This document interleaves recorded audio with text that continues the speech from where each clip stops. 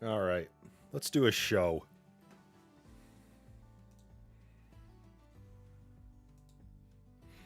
Hi, everybody. It's your friendly neighborhood Tom here. It's been a minute since we've done one of these. You can't do that on Salesforce shows. My beard's a little grayer, my beard's a little longer, my hair's a little bit more ridiculous. And speaking of ridiculous, we're going to come up with ridiculous stuff to do, courtesy of the Salesforce platform and with ample AI infusion from this point forward, because that's a world we live in now. So I asked myself, where should we start with all of this? Now that it's been what, a year, I think, since we did a show. It's been a year, I think, a year if not more. So let's kind of reboot this, and we're gonna do the same things, only different, and we're gonna see what kind of trouble we can get into with the platform here. And I thought about page layouts because those are super exciting. Those are fascinating part of Salesforce. And I asked myself, well, do you really need them? Is there any purpose to, in this day and age with the technology that we have available to us? Is it possible to not need page layouts as we know them anymore in Salesforce? So there's the hypothesis, and let's figure out what we can do with that. So I have a Scratch.org. I did that in advance, so you all didn't have to watch me fumble through setting up Scratch.org, etc. So we've got a Salesforce, a DX Scratch.org here. We've got a DX project. We've got Agentforce installed in our project here. We're gonna use what tooling we can and wherever it makes sense as we go through this. I don't know if everything's going to be Agentforce all day long, but I'm going to try to lean toward that as much as possible. I've got Visual Studio up, so we're going to use some Claude code. I've been using this quite a bit and really digging it, and want to share some things that have worked, and be curious about some stuff that I've been curious about with you all, and we'll see how we can work Claude into the mix. Maybe we'll jump out into some other tools, do a little ChatGPT one-off stuff or Gemini one-off stuff. But what I think is interesting is, like, all of these things are part of the tool belt now, right? And for me, they're becoming an ever increasing part of the tool belt. I've been working on some other projects and challenging myself to say I'm explicitly not going to write any code for this project. I'm going to exclusively rely on Claude Code or Codex, or played with a few of them. The agent's going to do all the coding. I'm going to do all the QAing from a human perspective before I find something's wrong, and then we'll go tell the robots to go and fix it. So we'll see if we can evoke some of that, or invoke some of that pattern here too. So back to why we're here. Our problem statement, our challenge statement is: can we operate Salesforce without page layouts as we know them? And as I was thinking about this question, usually in the shower, that's where I have my best epiphanies, or my worst ideas, for either way. I was thinking about this and said, well, so how can we do that? What would have to be true? What would we need to know? What would we have to have available to be able to answer that question and to make it real? And I didn't get a whole lot of bullets out of this, but the answers that I arrived at is, the whole point of a page layout is to show people what's important so that they can make decisions and do their jobs. So what is the definition of important to someone who's an account executive working on an opportunity, or a sales ops person refining data for accounts and contacts, or any other number of scenarios?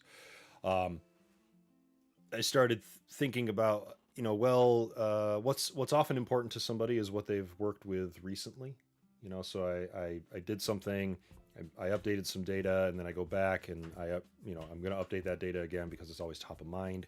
So that could be one decision point that we use. So you kind of recent interactions, which to me says field history.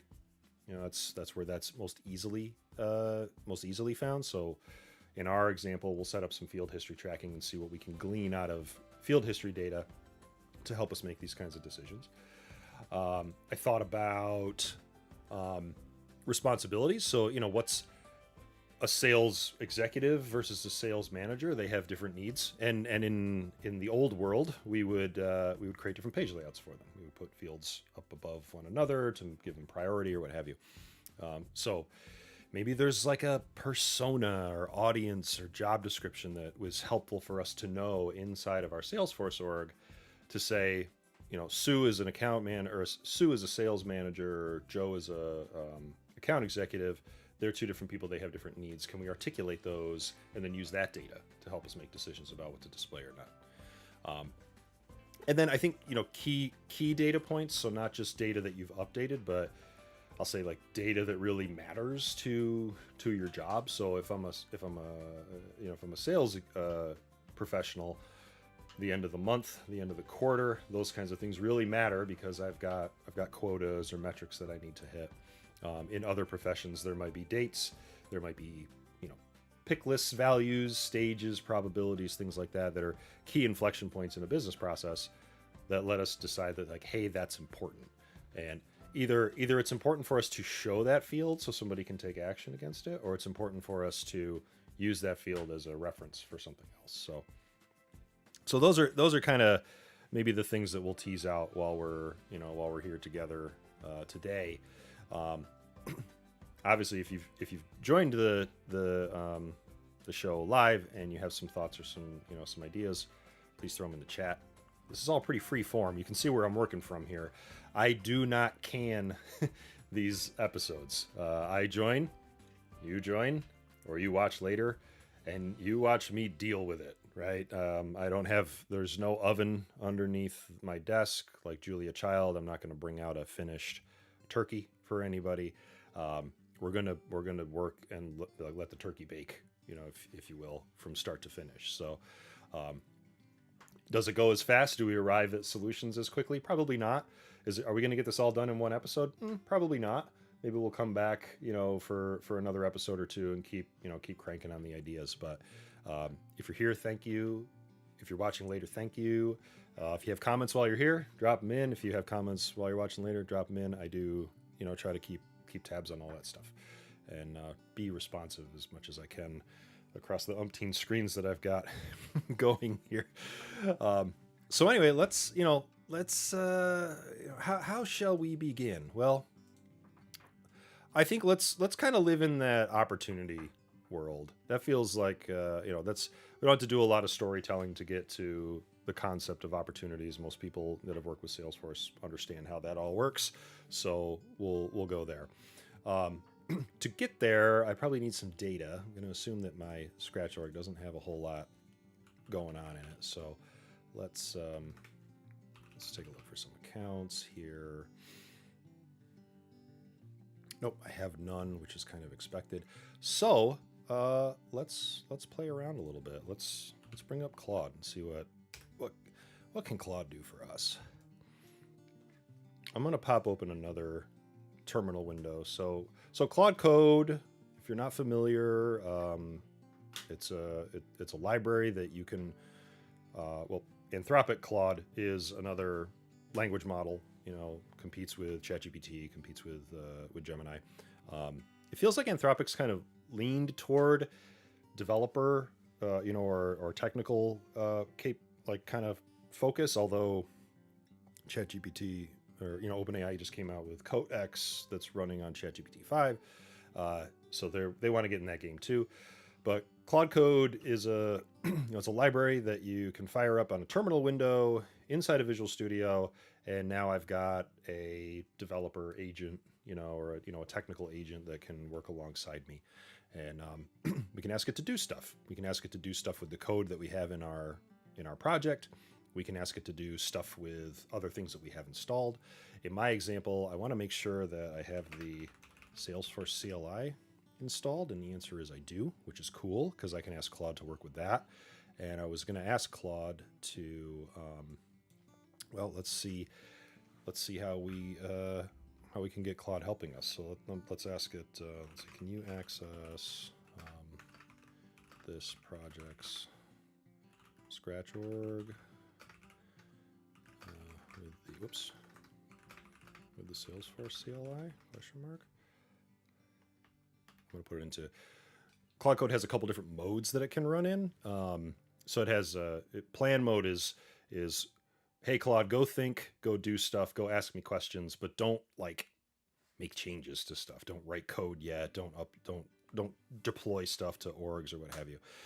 So we're gonna Claude's gonna double check that it can access the Salesforce CLI here, and hopefully the answer is yes. It looks like the answer is yes. Yes, I can. Okay, cool. So here's my Scratch org. We're in my episode 90 Scratch org. So Claude is ready to interact with this Salesforce org from within Visual Studio, I think. So let's ask it. We don't have any accounts. Let's say create 10 sample accounts. Oops, sample. That's French for sample. Create 10 sample accounts for testing purposes. Let's also create 3 contacts within each account. Keep it simple. Populate only the required fields. Make the names. What theme should we use? Make the names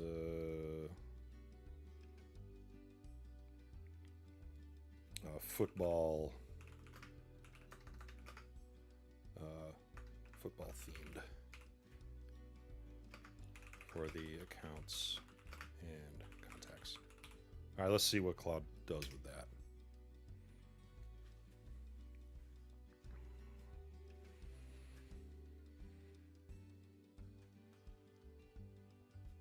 Now again, we're in plan mode here, so Claude's going to tell me what it thinks it wants to do. Oh, hey, it's not football as we Americans know it. It's gonna be football that the rest of the world knows it. So that's cool. All right, I did not specify. I made assumptions, but that's okay. This is actually better because I know less about non-U.S. football. Not that I know anything about football as it is, but I'm going to get an education in I guess this is what this looks like. Is this all UK or this? I don't know what cup this is. Whatever it is, let's say yes. Let it rip. So what's it going to do? It's going to create some accounts for us. It's going to create contacts. We'll have 3 contacts. Only required fields will be populated. So we may need some more fields populated eventually, but this is okay for now. It's going to tell me what it's going to do. So it's going to use the CLI create command. And we'll target that Scratch org. This is really nice. I did have a project once where I had a whole bunch of Scratch orgs active and Claude started working in the wrong one. So I had Scratch org X open, and then it found its way into Scratch org Y, which suboptimal, right? Thankfully no one was hurt, but this I came to discover is very important. This might be something that I will put into Claude's memory because it's that important, but we'll take a look at that later.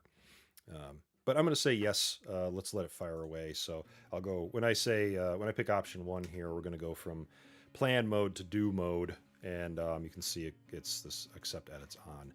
It will still ask me questions if it isn't comfortable with things, and because this is a brand new project, Claude's also going to ask for a lot of permission to say, hey, am I allowed to make this? Here we go, right? Am I allowed to make these create record calls in this project? And I can say, yes, do it once. And I can say, yes, don't ask again. I'm going to be super brave and say, don't ask again, because I want to trust my robots. I think they're, in this case, they're here for good. Or I could say, no, don't do that. I want you to do it a different way. But for now, we'll auto accept those. So from now on, I've given permission to Claude to create records in Salesforce orgs, and really make this create command call anytime that it wants to. So we'll watch this. Okay, looks like it's going one at a time here. So it's using the CLI to generate each of these. And I assume once it gets these IDs back, then it'll go ahead and generate the contacts based on each of them. So kind of pausing for dramatic effect here, but while that's cooking, let's take a look at a couple of folders here, just to, again, if you're not familiar with Claude Code, we'll take a tour of that for free today here too. Whenever you run Claude the first time, it's going to generate a .claude folder in your project, and it's also going to throw a file in here for some settings. So if you take a quick look at this, you can kind of see what, like these are the permissions that we're giving Claude. So previously I said, yes, you can do this force data create record, and then there's a star because it's like kind of a wild card situation. I can also explicitly tell it you can't do stuff, and I can tell it you always need to ask for this. So I think ask is actually kind of new. I have only recall seeing that like in the last week or so, which is nice because it's either, there are some times where I ran into what happened? A database got some tables got wiped clean, and this wasn't a Salesforce database. This was a different project, but Claude took it upon itself to go ahead and say, hey, I'm gonna make a database migration, and oh, by the way, I deleted all the data for you. That is not what I wanted Claude to do. I should have told Claude to ask before it did that. So anyway, these are the settings that Claude tracks specific to your project.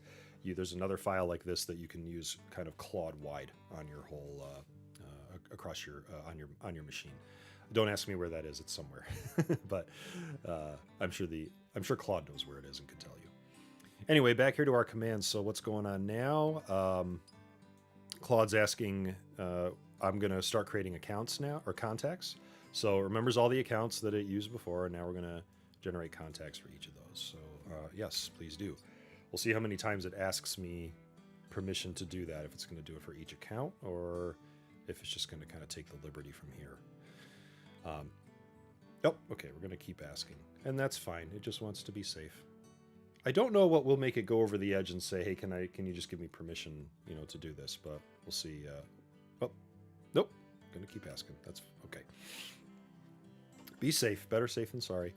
I guess the whole point here is, there's a bunch of different ways that I could have done this. I could have said, hey, Claude, generate a file, generate a CSV with some sample data, and then use the CLI to push that all in at once. The way we did it here was just sort of a one-off command. But I guess, the point here is you don't have to make records ever again in Salesforce, especially if you're, kind of in a consultancy or in an engineering state. The days of having to generate data are kind of over. We can take this approach and get what we need when we need it. This becomes particularly effective when you're doing, testing. And you need to scaffold up some data quickly for those tests. Not that you don't want to know what how your tests work, but you might ask Claude or a similar tool to, hey, interpret what my tests are going to be and generate the data that I need for them. Right, that's that level of sort of giving, letting these models take control is pretty powerful. And lets us move pretty fast.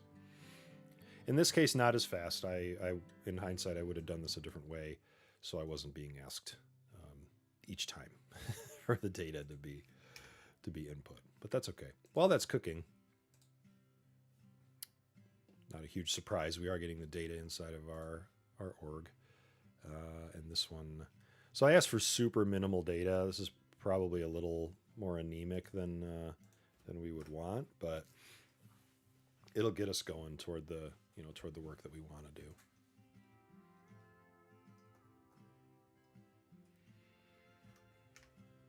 Oops, didn't want to delete that. There we go.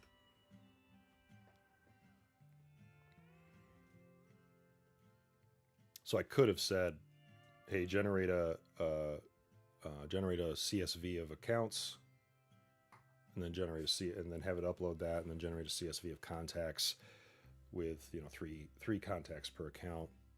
Could have generated that, and then we could have pushed it all in at once. But so it goes.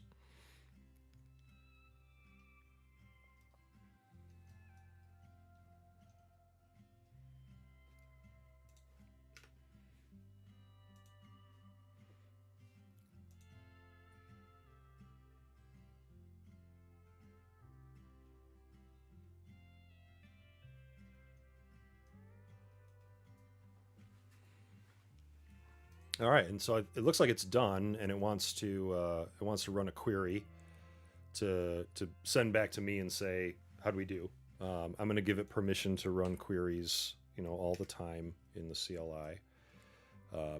So again, there's nothing inherent to Claude code that says, oh, you can talk to Salesforce. It's the fact that we have the Salesforce CLI installed on this machine that gives Claude access to that and any other library that or CLI that you could install. Okay, so it looks like it did a good job there. Let's just ask it. So you write out the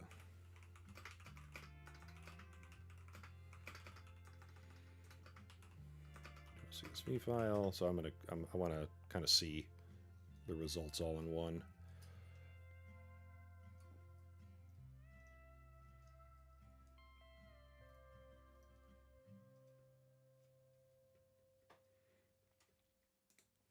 Asking me again, being very, very safe.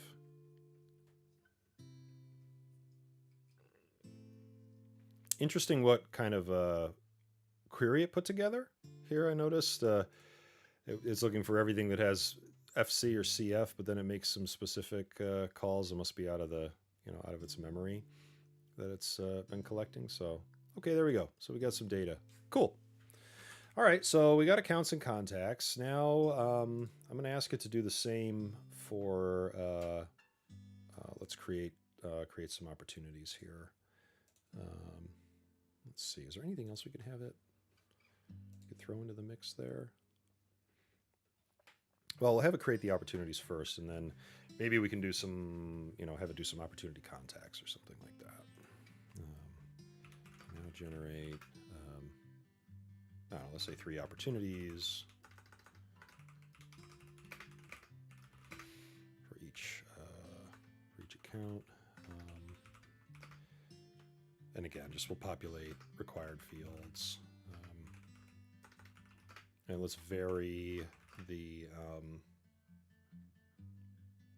stage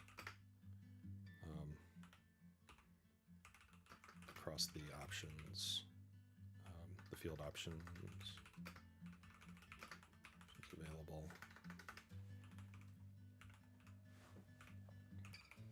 Let's do this. Let's say now generate Salesforce data for 3 opportunities for each account in a CSV. Populate required fields. Vary the stage. Once the CSV is complete, import the data into Salesforce. Let's see what path it takes here.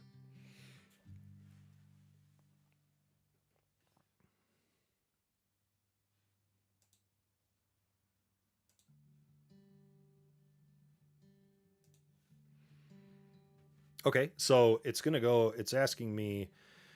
I need to know what's the schema of the opportunity object. So it's doing a describe call. It wants to have permission for that.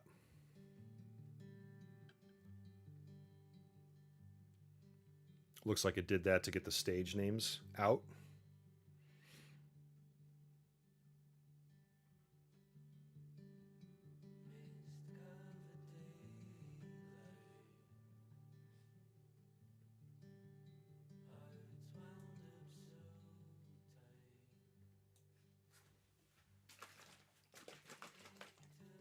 pause for, oh, there we go. So we got our opportunities, or data.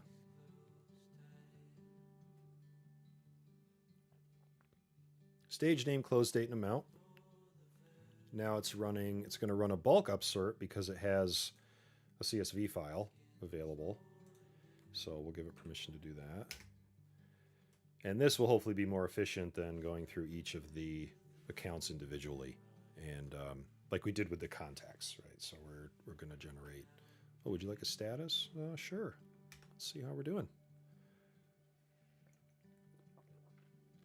Bulk upserts are async, so we have to check the status of the job as it runs. It looks like it's doing a little extra sauce and checking the querying the opportunities themselves to see how that's going.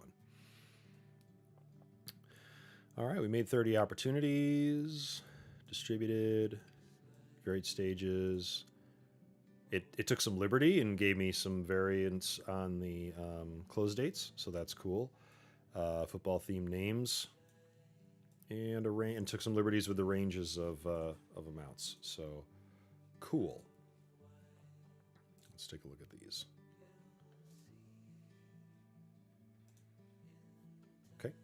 I think we only probably have 10 here because if this is a pipeline report, yeah, so it has only, we have a filter on this, so that's okay. Let's create I'm going to create all opportunities.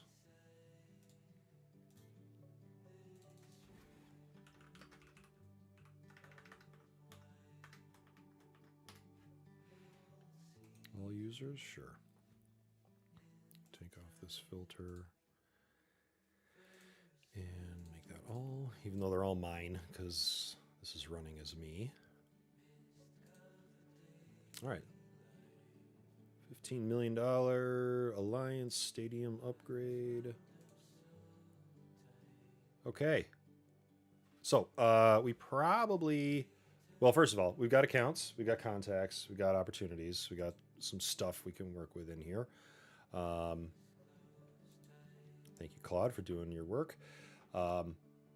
Let's get field history turned on because that's one of my theories that if we don't need page layouts, we do need to at least understand past behavior on an opportunity. So let's go to the object and turn that on.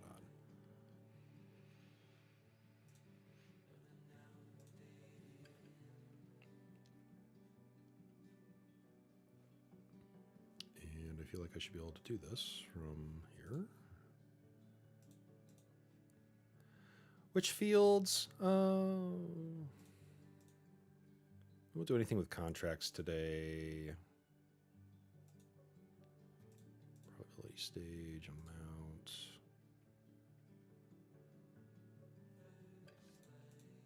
Sure, we'll fire. Let's just fire them all up here. I don't know if we can do anything with the description because we won't have the values, but we'll see. Okay, so all the fields are now tracked on opportunities. So let's just kind of let's play this out a little bit. This opportunity is this one's still open, so that's good.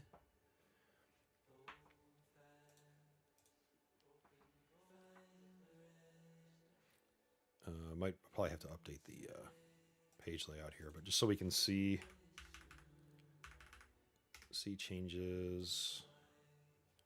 I just changed the amount. So this is the stage history. What we really want is the opportunity history. So let's go to. Do I have the object open still? Yeah. Let's go to the page layout. And wait a few minutes.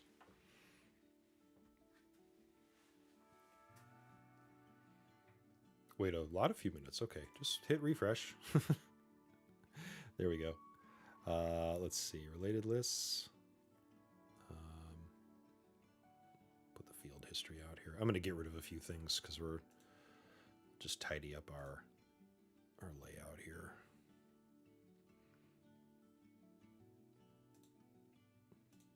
Yep, I'm going to wipe it all out.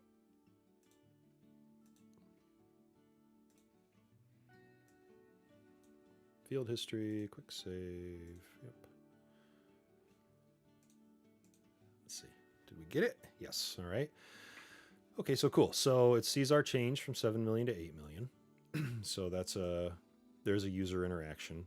Now we probably get into a little bit of a, tail wagging the dog here, right? Because field history is great when I get started here because I actually have fields on the page that I can interact with. What's this going to look like once we take the fields away? Well, we'll have to figure that out. But so I can capture recent interactions. So we have that in place. Let's change the close date. We'll change a few other things here just so we have some stuff to work with. We'll put this one out into the future. I'll move this is pretty high up the probability chain, so I'm going to leave that. Some of these types and things don't make a whole lot of sense in our industry we're working in, but there we've got some more data. Okay, so we're capturing that. Let's just think about so with the data that we have now, what could we do? We could present the changes. We could know that because this data is what is changing, that maybe it's useful to the user. Maybe it's useful to show the changes that are occurring. Let's make like 2 or 3 changes to the same field here.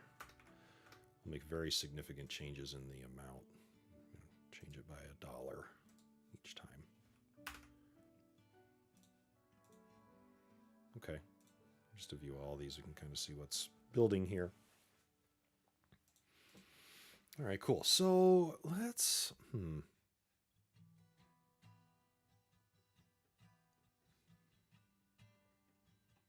see if Claude can help us build a component that shows current and historic values of fields in the opportunity field history, and then we can put that in the page. All right, so how am I going to tell Claude what we're going to build here? I'm going to ask Claude to get organized around this work, and for me to do that, I think I need to find a couple of other files here. I have some instructions that I've used with Claude in some other projects, so I'm going to bring some of that over. And this will help us get organized around the work that we do.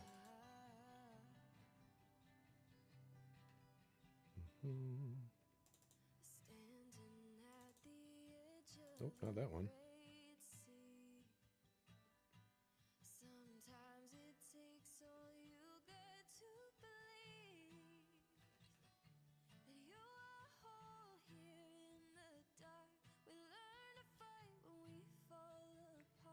All right, where'd you go? Here we go. Let's see.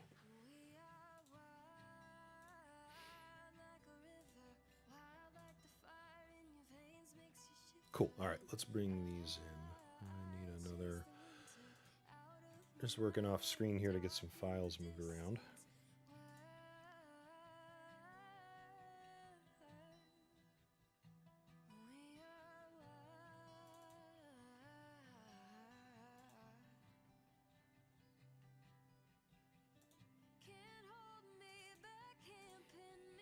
There we go. Okay, so let's add a few things here. I'm going to make a new folder called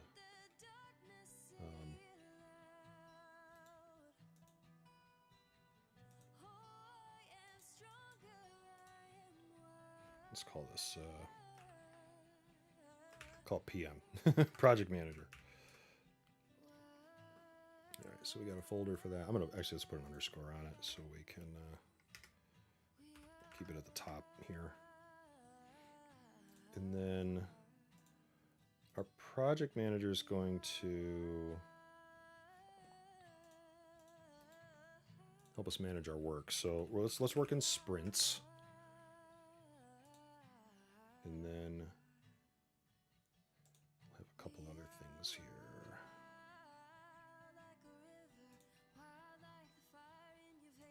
So I've got some structure, some instructions that are kind of baked into some files that I can give Claude some commands and have it work in a specific way throughout the project, or the development life cycle here. So in our PM folder, we're going to have a sprints file, or a sprints folder, and then within that I'm going to drop in a template folder that has a few things in here.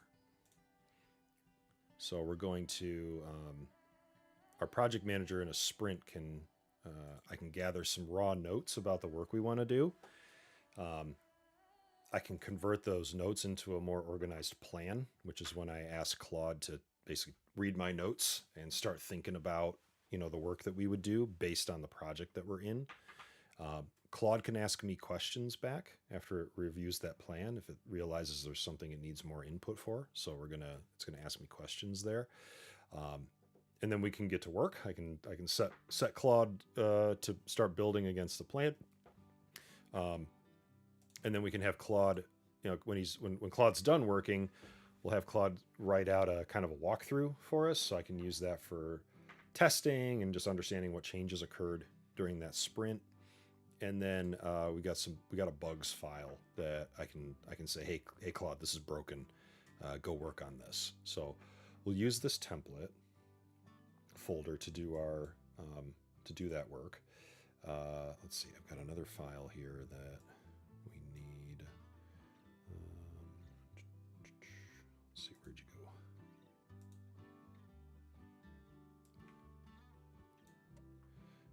We're gonna have we have some commands that we're gonna pass in here. So in Claude, let me find my folder. Do I have one yet? In my Claude folder, so right now it just has the settings. I can also create Claude commands. I'll show you what these look like. And basically when you do a / in Claude code, it gives you all of these commands that it comes with out of the box. And there's all kinds of stuff here that lets you configure Claude and manage it and change settings and all that fun stuff. You can also make your own, which is kind of nice. So if you have something that you want Claude to do specifically that you can communicate how you want it done, you can drop that. You can drop that in here and create your own commands. Commands basically just turn into files in a folder. So let me see here.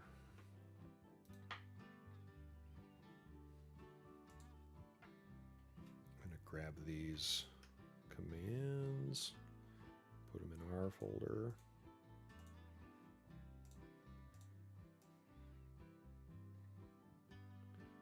And yep, there we go. So these are all prefixed with, it says spec OS. This is just my kind of code name for some of this stuff, but, and actually let's just, I'm going to rename this top folder so it doesn't. I realize now that might all have to be the same, the same folder name. So,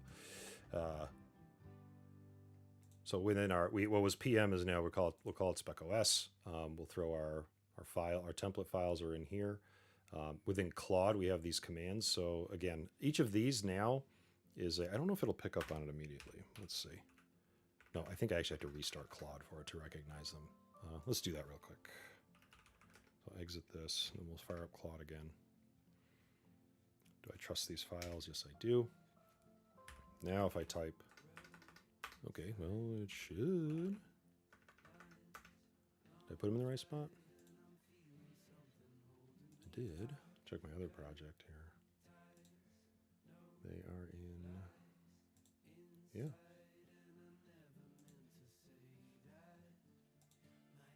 Oh, wait. No, I'm sorry. So we have two commands, two command folders. I'm going to move this one under Spec OS. These are some of the code that runs these Claude commands, but let me grab the actual Claude commands and put those in the right place. There we go. Now, did those appear automatically? No. Let's exit again.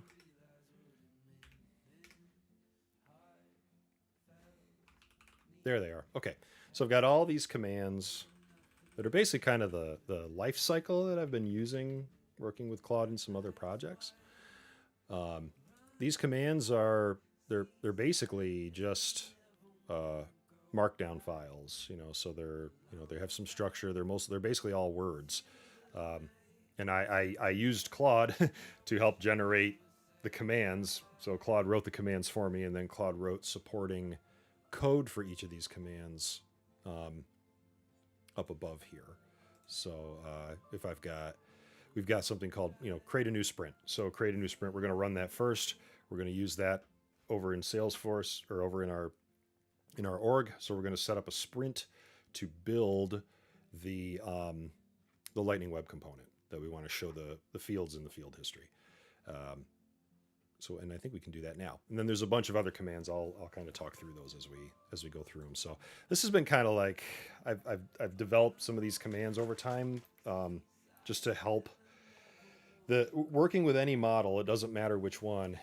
It needs context, right? And it also needs paper trail. That's the other thing I've come to understand. Like, I can sit here and just kind of one shot commands to Claude, and it'll go do the work. It won't have any problem getting through things, but then I'll have no idea what it did as time goes on. So trying to bring some human model to the prompting and the commands here will give us a paper trail over time, so we can actually treat this as a project that it should be.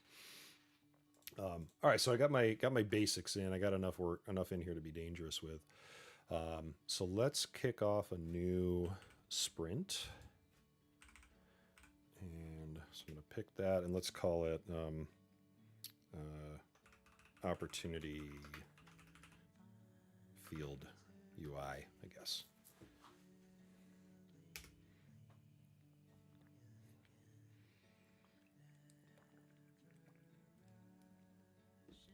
All right, so it read that command. It's going to go in and make some, it's going to check that some things exist. It's going to copy some folders and files around, and then it's going to leave me with a notes file that I can supply basically the raw requirements around what we're going to build. And I'm not going to write all the requirements out verbatim. I'm going to give Claude a taste of what I'm looking for, and then ask it to help me get to the point that I need it to, so it can go do the work.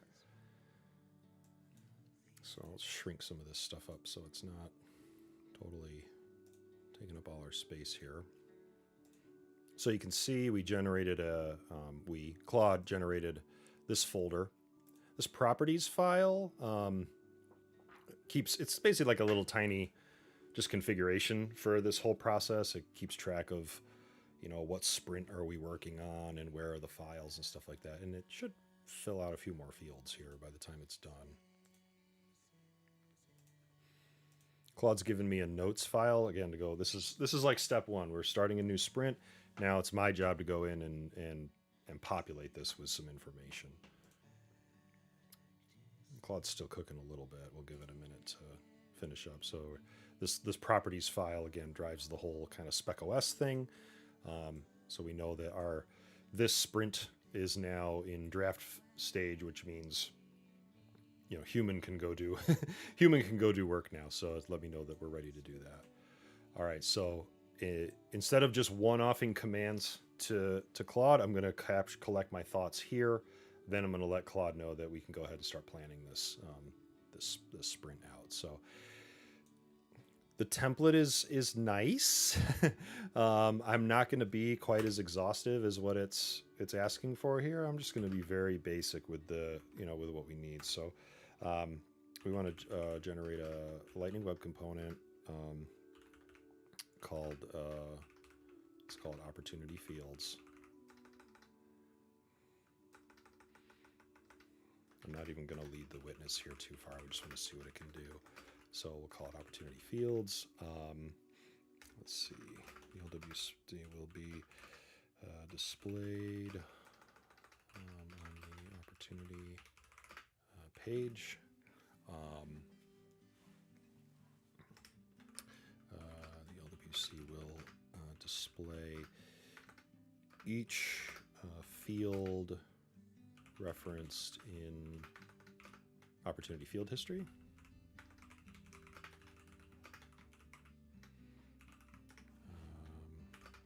I really don't have to. Let's see. Display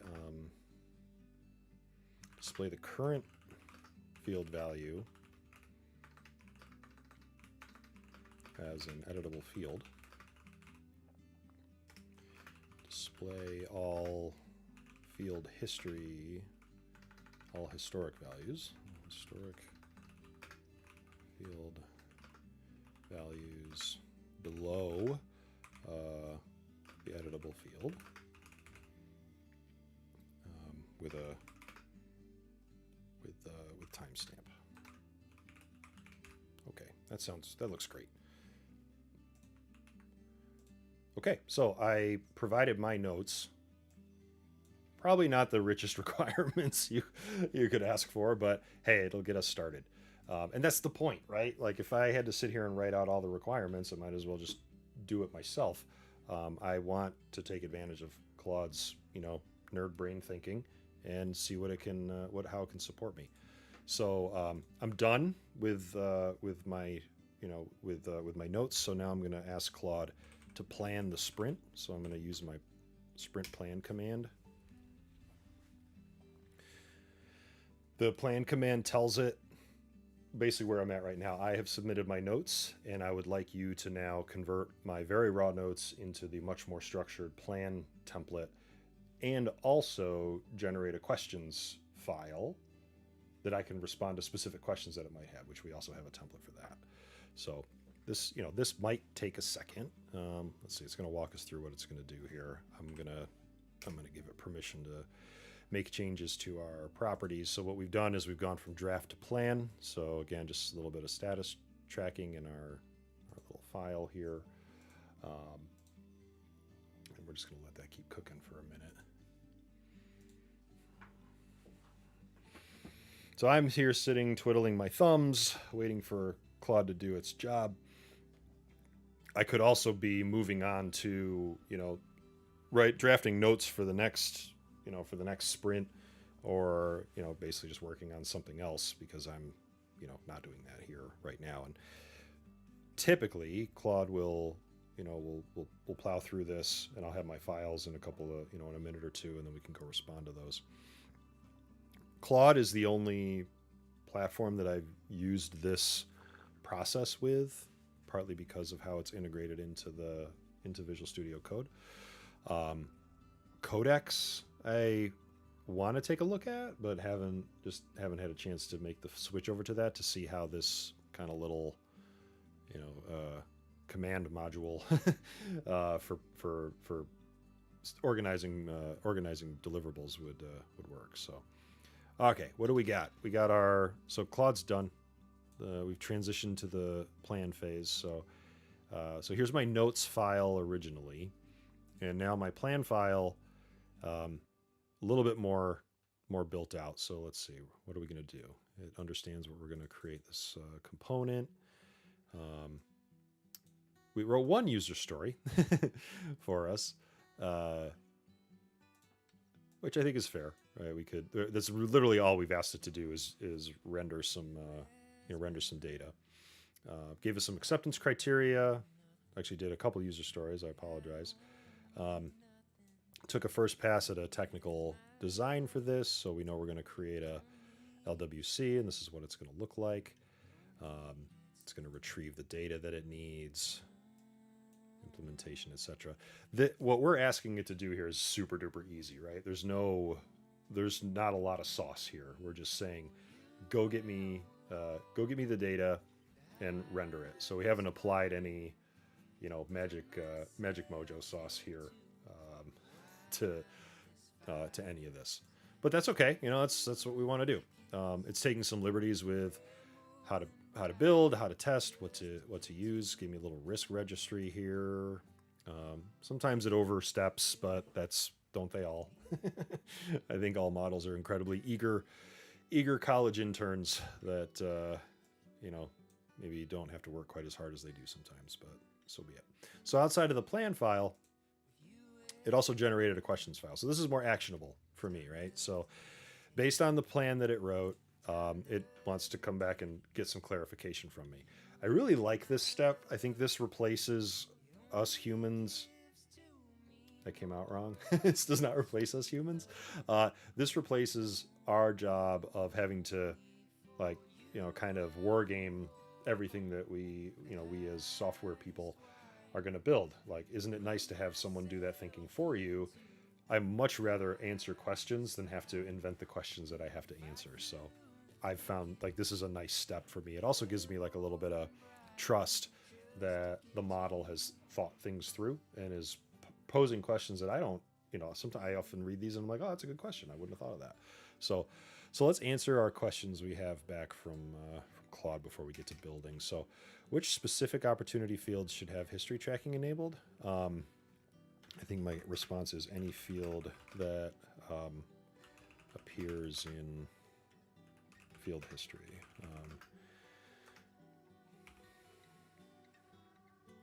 Let's say only display fields with history. For now, that's not going to work in our UI long term, but we'll get started. Should all history enabled fields be displayed? Well, I guess I just answered that. Only display fields with history.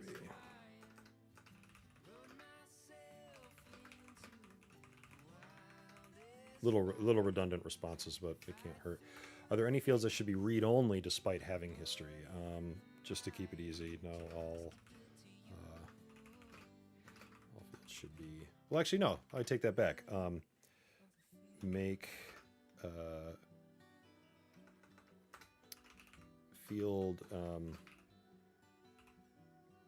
editability should be dictated by standard Salesforce permissions, field permissions.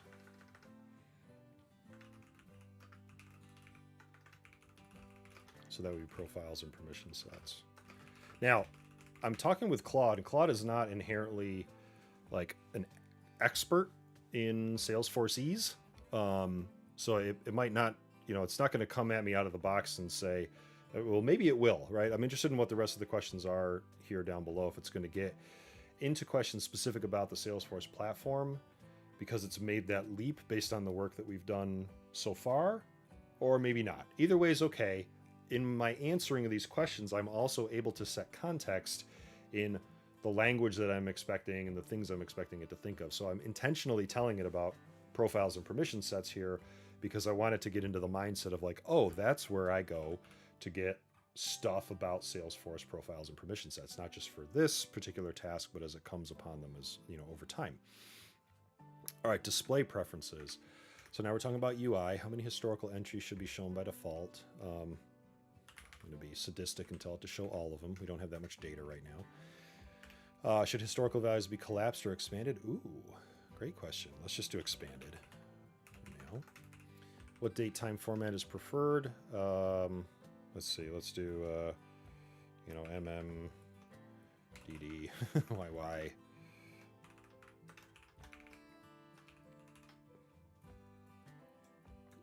We can do an enhancement around this later, but just to give it enough direction. Should the component respect field level security for viewing? Hey, there you go. It already answered that question. Yes. Should edit capabilities be role based or permission set based? Oh, well, that's a lovely question. Now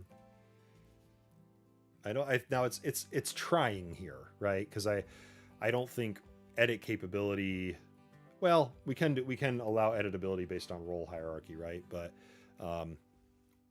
it's a little bit of a stretch because it's not. I don't think it's necessarily relevant to say, hey, should role based hierarchy come into play here? But it's trying. It wants to be helpful.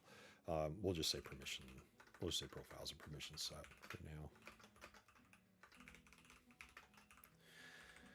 How should the component behave for read-only users? Read-only fields. Take that. Throw a little complexity in here. Now it's going to ask me questions that are probably not relevant yet because of the fact that we're just building this thing. Okay.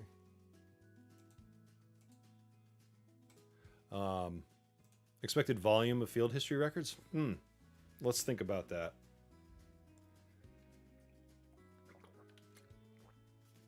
I don't know. Let's ask ChatGPT a question here. Come on over, chat. Chat has entered the chat. Let's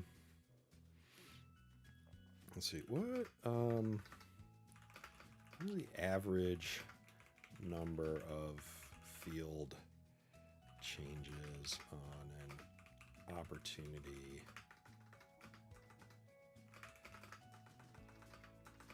in a Salesforce org?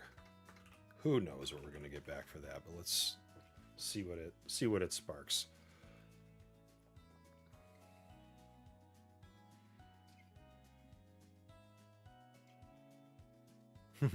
Now it wants to make a report for me, but let's see what else. How else might I pose this question?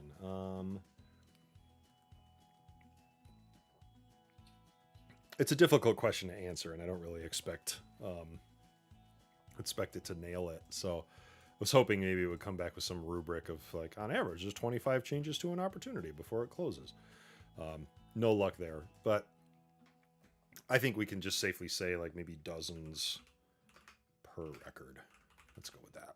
This isn't hopefully not hundreds, definitely not thousands. Should we implement pagination? Not now. Is there a maximum age for historical data to display? Show all.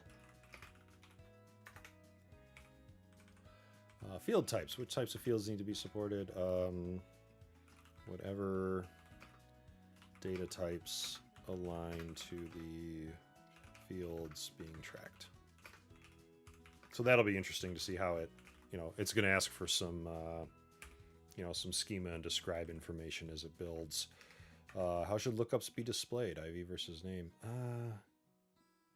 Is that well, let's do name. I don't know if that's relevant. No, I guess that is relevant because we have the account, right? So it would be the account ID, I think, that's actually in the history tracking. So maybe, yeah, we do want to show the name. Should rich text fields maintain formatting in history? I don't think we do. Can we track? Can I track? Can I apply field history tracking to rich text fields? It's kind of a non-issue because we don't have any on our. Oh, there you go. Trust but verify. But I'm gonna. My gut told me no. So if my gut and ChatGPT both say no, well, heck, it must be true, right?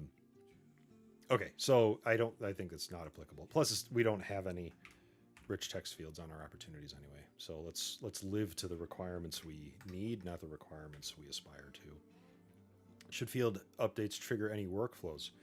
Nope, that is not in scope for this. Validation rules? Nope. Component integrate with any. Well, let me rephrase that. Let's see. I'll say standard Salesforce order of operations. We'll handle this. Standard Salesforce validation this. So we can lean on both of that native functionality just because it's an LWC. Doesn't, I mean, it inherently will, will trigger triggers and fire validation rules when the record is saved because we're saving the record. We're not, we're not breaking out of the record saving process just by having an LWC. Should the component integrate with any existing components on the page? No, not this time. We don't have any others. Some UX questions. Where should this be placed? Let's just say top of page. Now, let's see as we build this out how deep Claude will go, and will it give us a flexi page to put the LWC on? In fact, I want let me not kind of put it into put it into model jeopardy here. Let's just tell it. Let's generate a new flexi page for opportunity and place it on that. Full width or specific column? Let's go full width. Mobile responsiveness? Not right now. None. Should it follow stand? Ooh, should it know SLDS? Yeah, why yes, it should. Specific branding? No. Highlighting? Both. Have at it. Let's see. Sometimes I just want to see what the thing's gonna build. I don't. I read an article about, what was it? What do they call it? The rise of probabilistic development.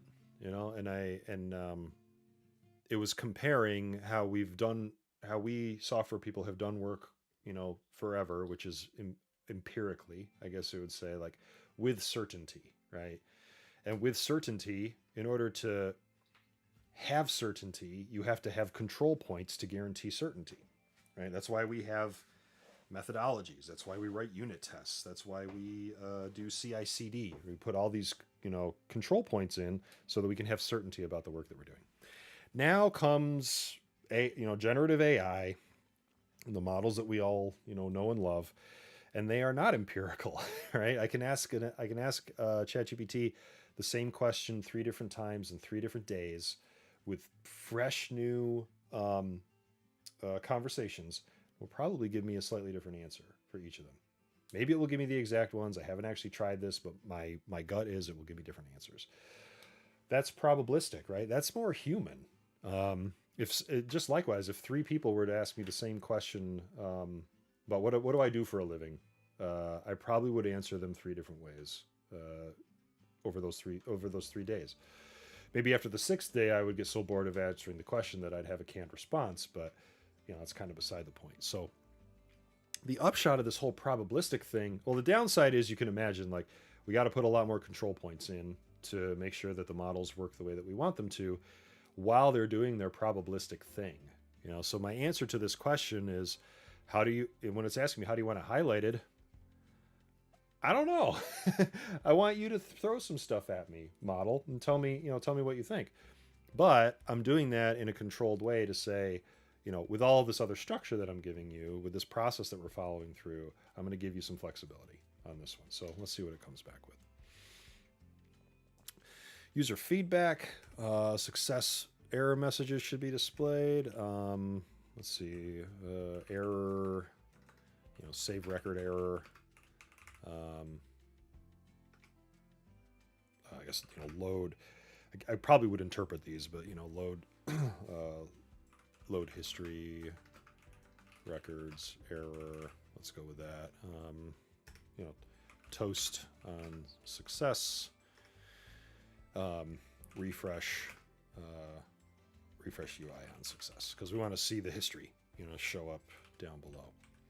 Should there be confirmation for edits? Sure. Let's do confirmation for edits. I like that. Let's see. How should saving states be indicated? Let's see. I'll just say use LWC components. Let's see what it comes back with. Performance and limits. So again, I don't think we We're not going to worry about these right now. Let's not over optimize. Should data refresh automatically? Let's say on demand. So in my experience, so this is kind of meta, right? In my experience, when we start talking about page refreshes and polling kind of things, I've found that Claude Code goes down some rabbit holes real fast with that stuff. So if it, maybe in this example, I've got this list, right? I've got all this data. This would be kind of cool, right? If 5 different people were working on the record, changes are coming in from a field to field, boop boop boop boop boop boop boop. The page has to poll to, or maybe we have a platform event, right, that handles that. But I don't want to do that right now because I know it will be interesting, but it probably needs to dedicate a whole sprint because of how I've seen Claude do that work before. So isn't that kind of wild that I've seen this model do this work before, and I want to put different guardrails around it? Weird, right? Like I know what my robot's going to do, or I have a good idea of what my robot's going to do, so I'm going to handle that differently. Now, it might surprise me. We might do a whole sprint and be like, boom, bang, boom. I did platform events. We added this, that, and such to the channels and messages and all the other words that I pretend to understand. And, we got our results. But for now, we'll put that in a different sprint. Should it refresh automatically? Let's see. Human will refresh page. And that goes against something I set up above. Well, let's see. I'll let it refresh the UI when it succeeds, but let's see how it handles my maybe differing responses here. Any specific browser compatibility issues? I just say, well, here, Salesforce again. Let's see, match Salesforce platform browser compatibility. Let's do that. Okay. All right, and then so I have this decision log. Where'd you go? Oops. Come on down. Decision log. This will get filled out by Claude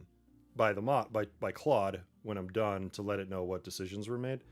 Again, it's just more content, right? Like we're leaving a kind of a breadcrumb trail or paper trail of content through its evolution of this sprint. I wrote my raw notes. Claude turned it into a plan. Claude asked me some questions. When I respond to these questions, Claude's going to revise the plan and continue from there. Now, do I have let's see. I do. I wrote a command. I was having trouble.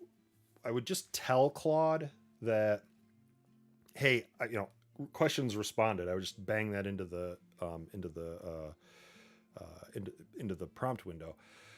But it would handle those a little differently every single time. So I actually, I find sometimes frustration is a Claude command in disguise if it goes in if it goes in a probabilistic way that doesn't match what I was expecting. So I wrote I asked Claude to write me a Claude command for when I respond to questions, go do these things. Right? So locate the sprint, find the questions file, make the responses. It can ask me additional questions. So if I respond to this and it still has more, I've given it the instructions to generate another questions file, ask more questions. But I've also tried to give it a request that it not get us lost in an infinite loop of question answering. So there's some guardrails around that, because at some point, if we're splitting hairs, we're just delaying the inevitable, and we're probably, again, we're splitting hairs. It's not worth making those decisions or needing everything from me. So if follow-up is needed, if we're ready to build. So build is the next step after responding to the questions. So let me run this command. Each of these commands can take parameters. If you had there's been occasions where I've created 3 or 4 draft sprints just so I can start dropping notes into a few while this work is happening. And then I could when I say, hey, let's move this sprint into plan mode, you can give it the number of the sprint. This is sprint 90,000. So I could say if I had 90,000, 100,000, 110,000, I could say, hey, let's make 110,000 the active sprint and start planning around that. So now Claude's reading my question responses, is taking a look at the plan and saying, what should I update based on these responses? It will make those changes.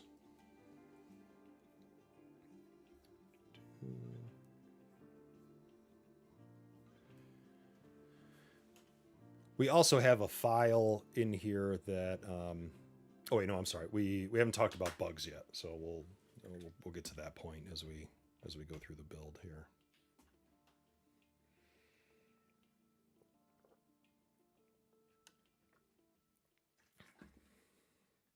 It's giving us a punch list, definition of done, for when the build is complete. So the plan file, the plan.md file, will be what Claude builds against. Just like in human mode, right? If we're doing agile methodology, a sprint is pulling a couple of components out of a project plan, delivering them to a state of completeness, but time boxing and right sizing that work. And I think that paradigm is true for this sort of model driven, this is spec driven development, model driven execution, whatever you want to call it. So that we don't, it's not great to tell any model like go build this thing, this vastness, too much context to retain, right? So we're slicing this. In our case, we only have one piece of functionality, but if I was building 4 or 5 things, let's just focus on X for this sprint, get it to a state of done. Might not even be a state of perfection, right? Get it to a state where you, the human, feel like you can consume what has come out of it. And that, again, this is like, I can consume the notes, I can consume the plans, questions. Now I can set it off to get building, and then I'm going to consume the walkthrough that it gives me later. So, all right, the plan is done. We've got our decisions here. These were the updates that it made. We have a command to get into build mode, and we will do that now. So work's going to start here. We're going to start seeing requests to create files. It's probably going to ask me a lot of permission at this point because it's the first time in this project that we're actually going to get work done. So we'll have to follow along kind of closely. As time goes on, you don't have to babysit Claude as much because you've given it permission to do or not do certain things. But at this point, and even still with more mature projects, you can never just walk away. It's going to ask you to do something, to get permission for something or validate something. It asks fewer questions. It's really just more directives of like, am I allowed to make this command or what have you? So let's see where we go from here. We are ready to build. We have our Scratch org. It sounds like it's understanding what it means to be a Salesforce developer. I didn't give it any specific instructions around that. Probably should have. And there's another place to do that, which is there's a Claude MD file that gives it sort of house rules for running the project. So maybe before we even get this started, let's talk a little bit about memory. Memory in terms of Claude. So let's see, before we start, let's set some ground rules. Generate a Claude file. Claude.md is the kind of known, like this is the official Claude file that Claude puts its memory into. So generate a Claude.md file and document the fact that this is a Salesforce project and you should operate like a senior Salesforce engineer. Again, I would probably be more exhaustive. Sometimes what I'll do with these sort of job descriptions and roles, when I tell Claude how it needs to operate, I'll actually go over to I'll go to ChatGPT and say, give me a job description for Salesforce senior engineer, and then bring that back in and provide that to Claude so that it can then go generate the instructions in its Claude file for itself. But we'll keep it simple for now. We'll see how this goes.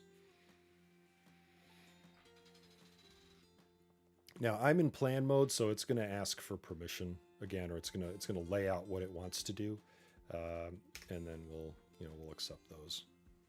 So I figured out some basics quickly. Probably kind of contrived stuff, best practices, naming conventions, security, scalability, and some other stuff. You could say insert platform here, and it probably would have generated the same stuff. Which again, I might want to be more specific in the future.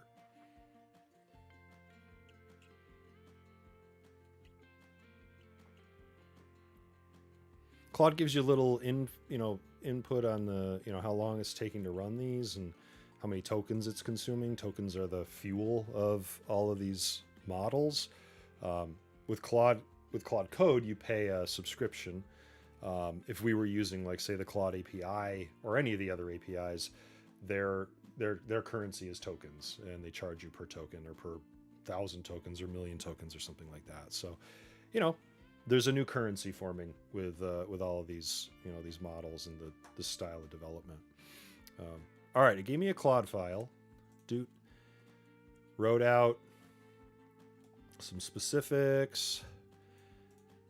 Again, did stuff that I want models to do, right? Don't make me do the drudgery of writing a job description for you. There's probably 10 million job descriptions for a Salesforce engineer, and you've already ingested them.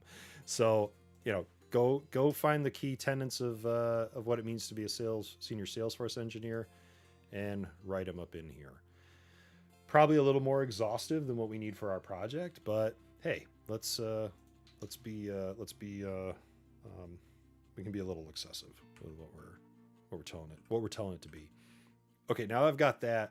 It will, and I'm just going to remind it, like, let's see now. Now read.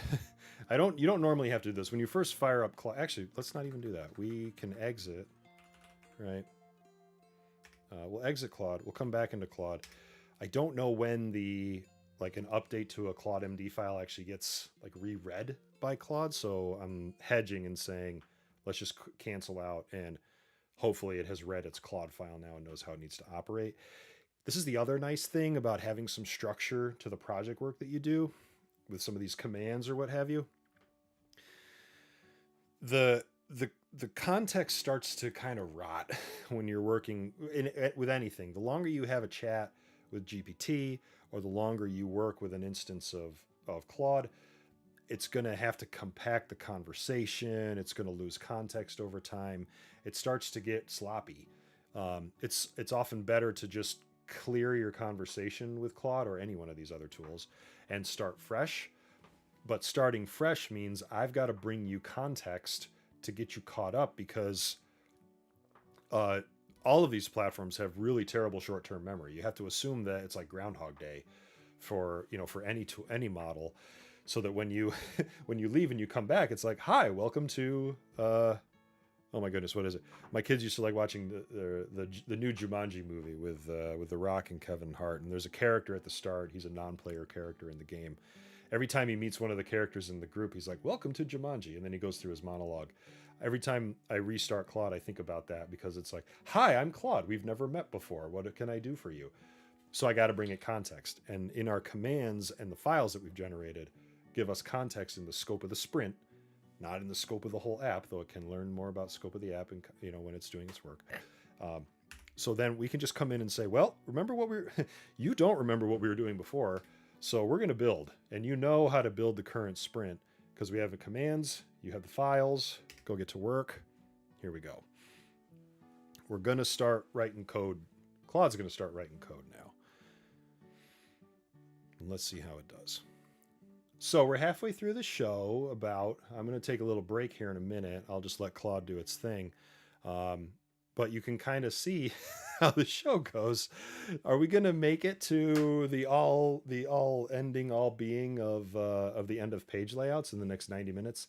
No. Are we going to continue down this path of experimentation and what is kind of evolving into, hey, here's Claude Code working on a Salesforce project?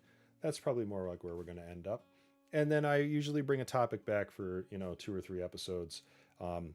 Either I get bored of it, or somebody tells me to stop, or I find some other shiny thing that I want to explore, or somebody tells me, hey, you should go do this, and then I'll go do that. So like I I said, pretty free form here. No canned responses, for better or worse. Okay, so it's asking me because we ended our session, it's going to ask me potentially permission to do some things. I truly don't understand why it says, I want to do this I want permission for the session versus I want permission permanently. It kind of, picks and chooses here. But okay, so one aspect of my commands is I want to integrate with Git because I want to have not only a paper trail here in my file or in my folder, I want to have a paper trail with the code somewhere else. So I don't actually have a Git repo set up here. It's going to do a little bit of work. I'm not going to create a remote project for this right now, just in the name of time, unless it can get me there itself. But I am going to let it do Git commands so that we can follow the process that would be ideal. So I think I have this set up so every sprint gets a branch. Every when the build is complete, it does a commit. When a bug is resolved, it does a commit, et cetera, et cetera. And when the sprint is done, it does a push request, a pull request for that sprint. And in this case, I'm just kind of fast forwarding through that, so it pushes it, it pulls it into the main branch. So, Git nerd speak. Feel free to zone out if that's just not the language you speak. That's okay. Everyone's welcome. I guess it's also obvious that I go a little bit deep in the nerd on these projects. So I start with a little bit of concept. We do some admin stuff, and then often get deeper into dev. But that's just what we do.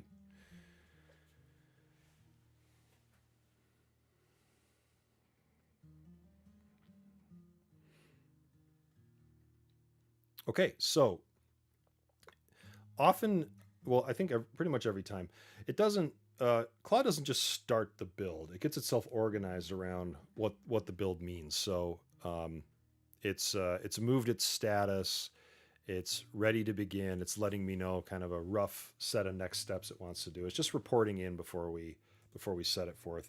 I don't have a command to actually begin the build, so I just tell it to begin the build, and then it will go off and start doing things. This is probably a really good point to take a little break. I'm gonna push pause on the screen, push pause on my nasally voice, go grab a drink, come back, and then we'll continue from there for the second half of the show. So let's flip this over to this screen.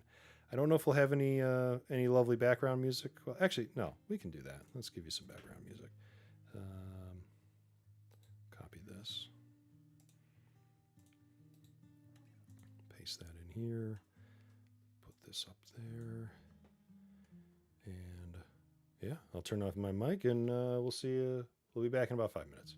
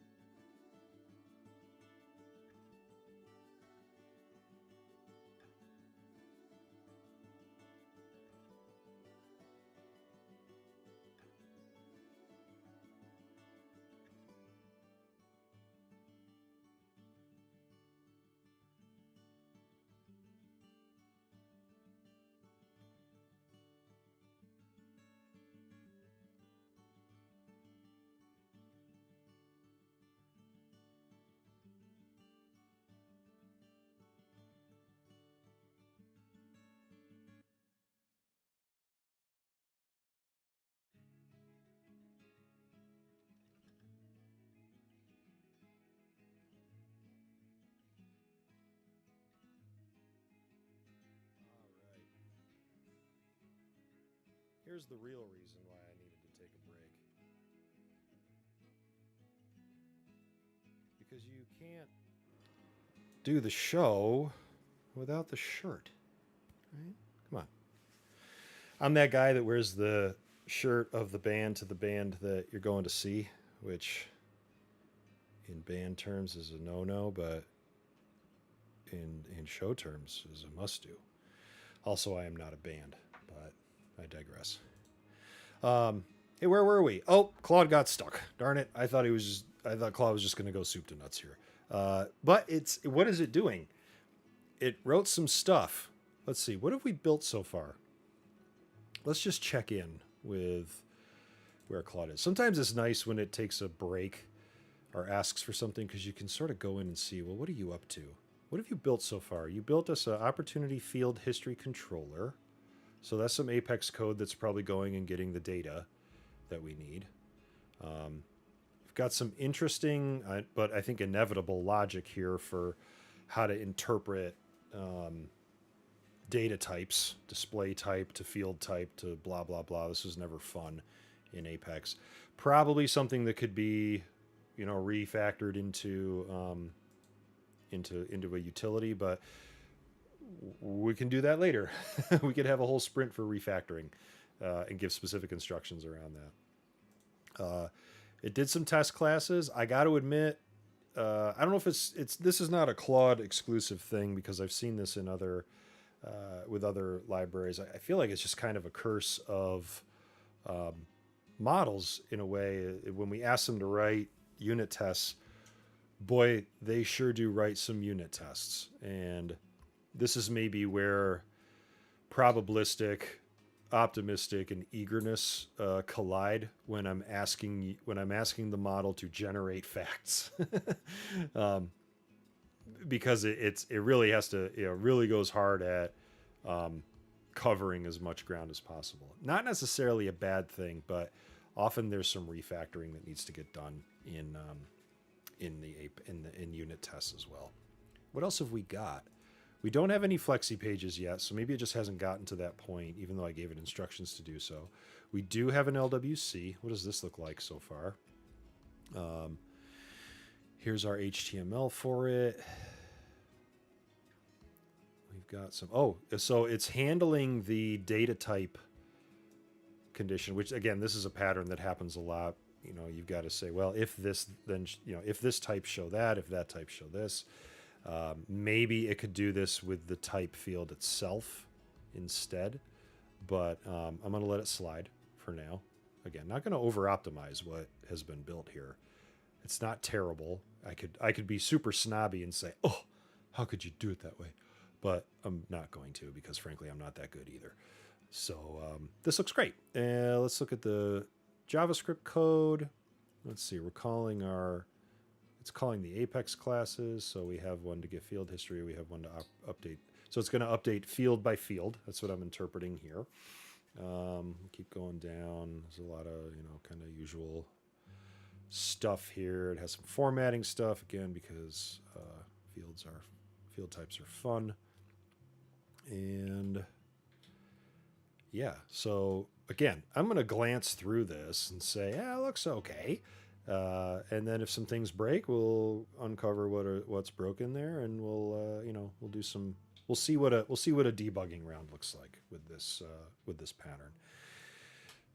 And was anything else built? I don't see anything else in green, so just those for now. It's got the class and the LWC, and it's asking to push those into the org.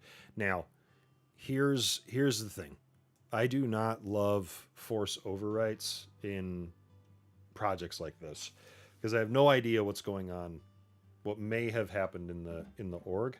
This is pretty safe, but I'm going to ask it to... oh, shoot. I told it to do exactly what I told it not to do.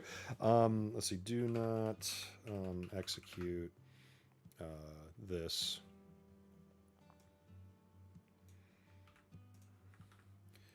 Push with force overwrite flag, as this can cause destructive changes. Add this to memory in Claude.md and continue and run push command without flag. Okay.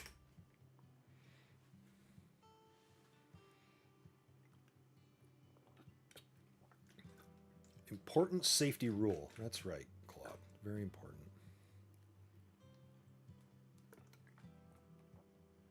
Now, will the push command work?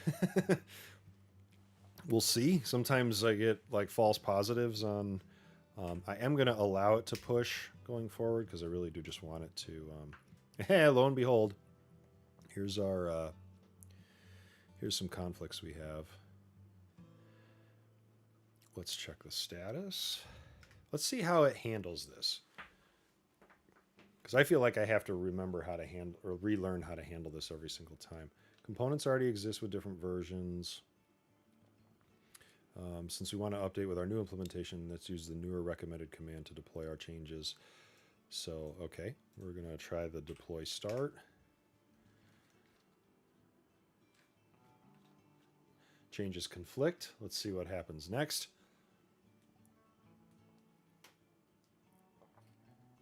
Now, ignore conflicts. It's basically the same as force overwrite, right? But I think it's made an educated guess to say there's nothing out there. It's just this condition. Run tests. Yeah, sure. That sounds cool. Let's run those tests.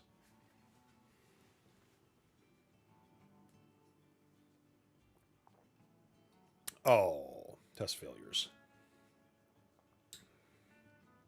73% coverage with 3 failing, so let's check the assertions. Okay.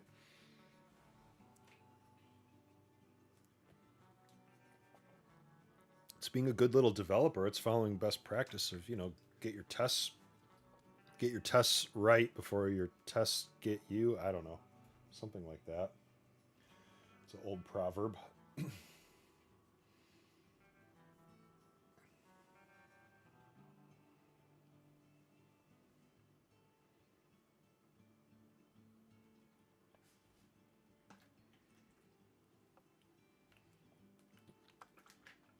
Apparently, I'm drinking out of boxes today. We got some coconut water and some protein milk. Everything comes in a box. Food in a box.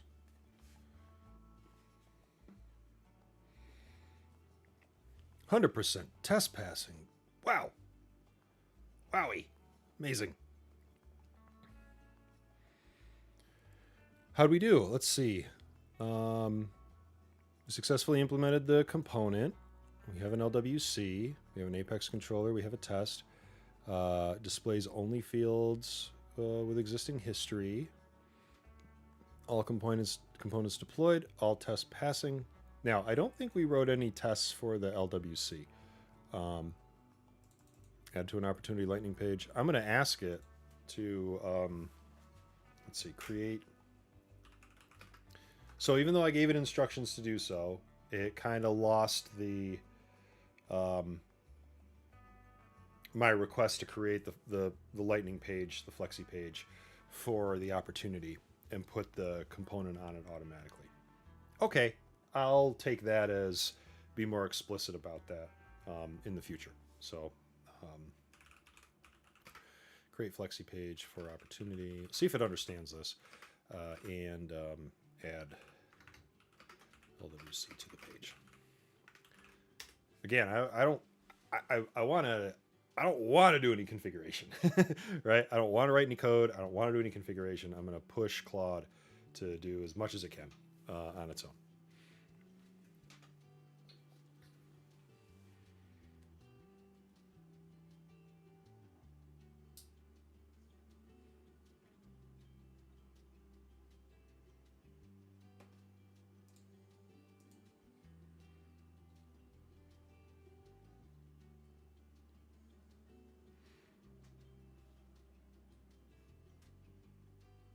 Oh, let's see. You can add that specific command to the tool deny list, which always works. Oh, okay, good to know.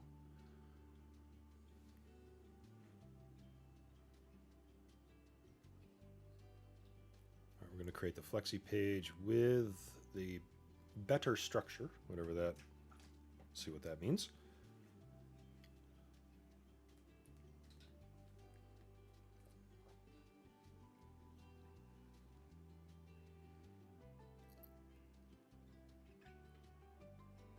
Now I wonder, can I make it activate this page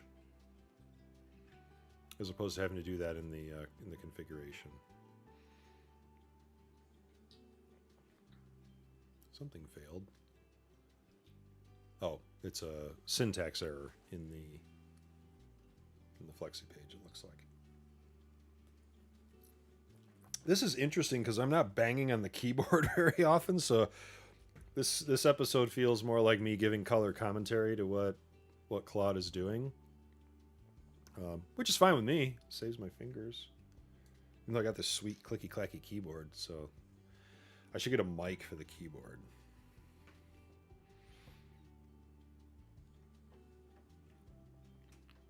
Still failing. Hopefully we don't end up in a Claude code syntax error death loop. That comes up from time to time. So, all right, we're going to do a simpler version.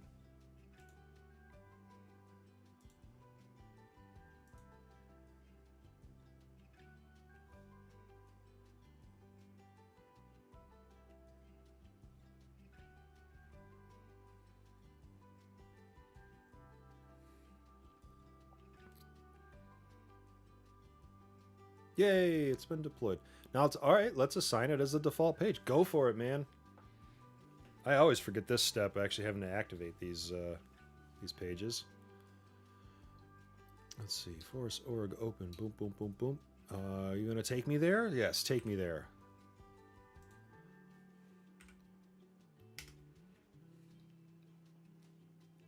Take me there in the wrong browser window. That's okay.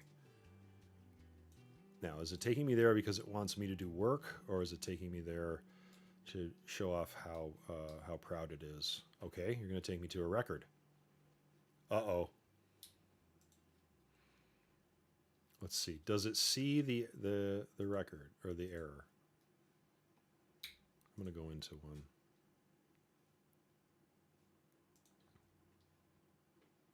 Thinking. So we're still looking at the old, not the old, the standard page layout for this opportunity. All right, it wants me to do the activation. Let's ask it. I'll go into plan mode and we can have a conversation here. Are these settings configurable via metadata? I don't... yeah, they probably aren't. They probably aren't because if I brought a flexi page into a new org and it just clobbered the settings, that would be bad. So this is probably something I do have to configure. In fact, I'm just going to go ahead and do it while we're waiting here. I'll allow it. I'll allow it to ask for help. All right. So we're gonna do some we're gonna do some UI work. That's okay. I'll share some things that have kind of worked for that too. Okay.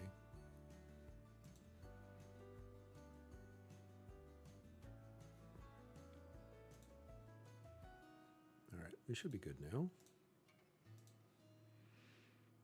Okay, so it took a crack because I asked it to. This is not what I was envisioning in my head, but hey, it's a place to start. And sometimes I think it's enough to just have a place to start because then we can have some conversations around bugs and enhancements to the pages that are that have been built. Let's see, what did it say?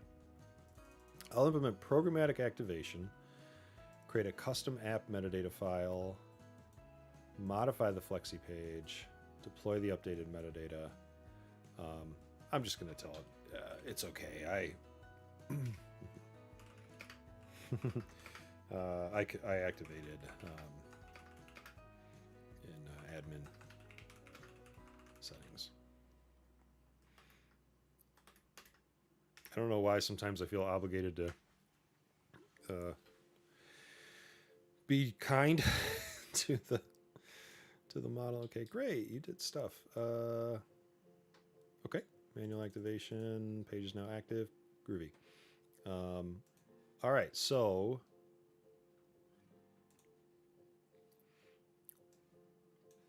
now we're kind of at this point, like, we're sort of build complete, right? Or as best as we understand, we're build complete. So I'm going to have another command here called walkthrough, where this command tells Claude to review what we've built, review against the plan, and write some sprint specific test scenarios that I can walk through. And most importantly, like, just give me, in this case, we know exactly what's been built where, but give a lay of the land of what work has been done. So it's probably going to give me a link to the Flexi page. It might give me a link to an example record. Let's see, what do you want to tell me here? So create the walkthrough.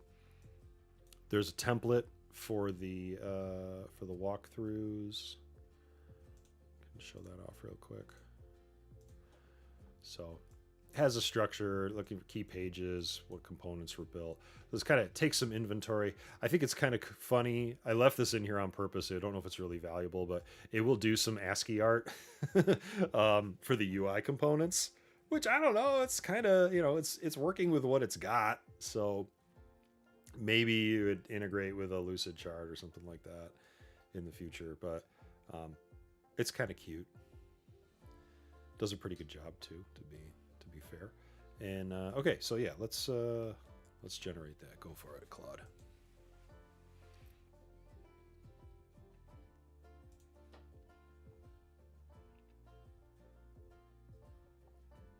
The nice thing with all of this is I can actually commit my sprints into the repo as well. So that's kind of, I feel like that's kind of handy just to have everything in one place, because it can come back and be context later again. It could certainly be stored somewhere else, some other way. I could have some commands that say now, go generate a Google Doc, or do something else with this data. I actually in some other projects I've been using this, and I'm starting to get a lot of sprints, and I feel like because this is all about context and content and instructions, I want to retain some aspect of the sprint work that's been done. I don't have a notion of like a release yet, but I could see having like a release paradigm in here. And when we do the release, we actually like consolidate.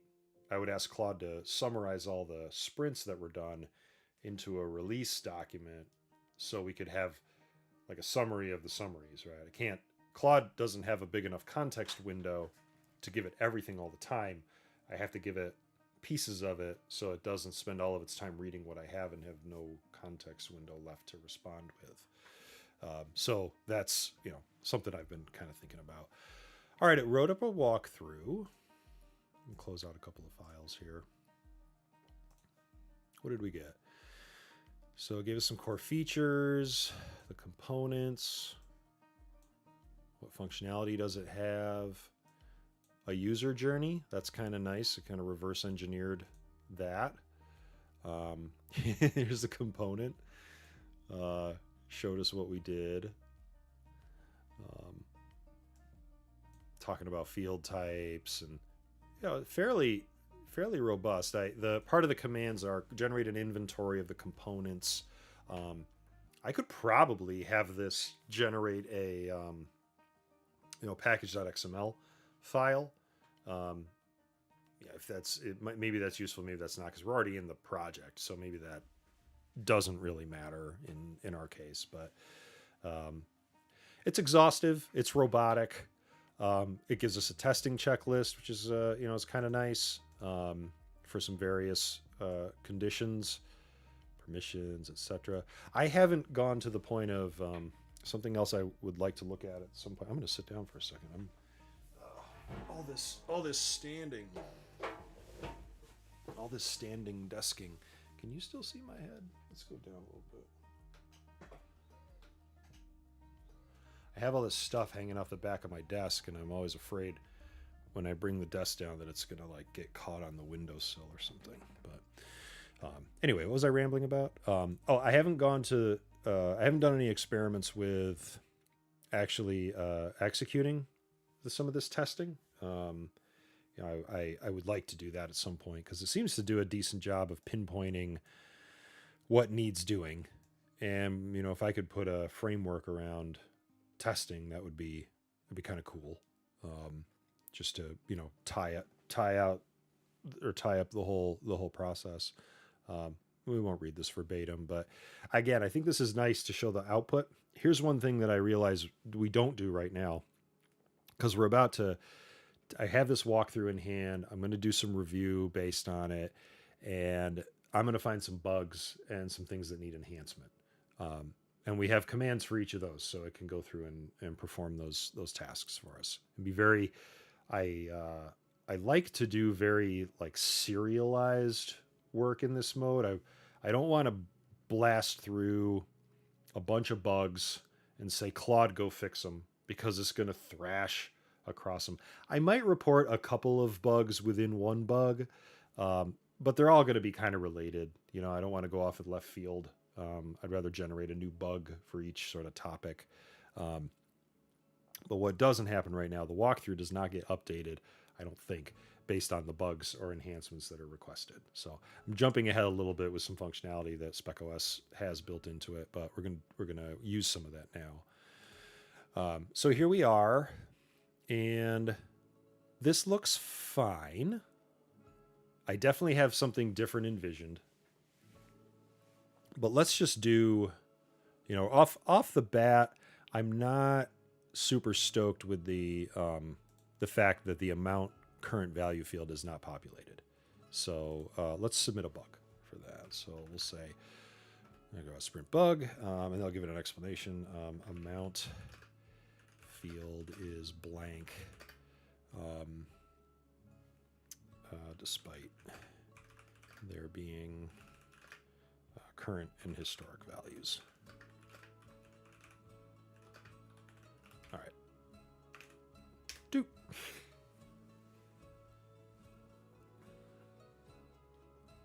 So we're submitting that bug, and what bug submission is basically writing to a file. Each sprint has a bug list.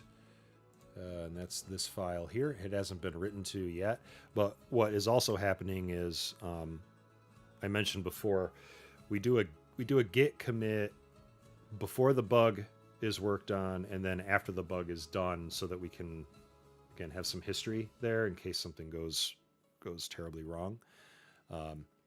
It has written the bug. It just tracks them numerically, has a little bit of statusing, and gives some explanation of what's going on. Takes a guess at how it's going to fix it. And when we resolve this bug, meaning it's done the work, it's created the fix, I say yes, I can issue a command to resolve the bug, and it'll do some work after that as well. So what it's trying to do is format value. Okay, it's currency. So it's probably a data typing issue, which is, again, always a challenge with some of these, when I'm asking for dynamic field or form collection, it's always got to, loop through and enumerate the data types, which I don't like doing. I don't know about the rest of y'all, but it's never any fun. You hopefully write it into a utility class and forget about it forever, but we just didn't get to that point here.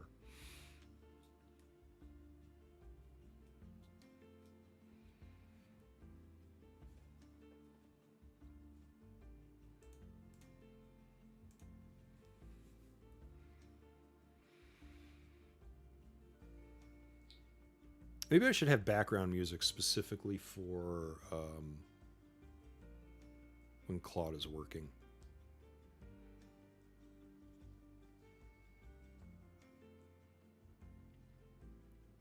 All right, so it looked like it just had to change a reference here.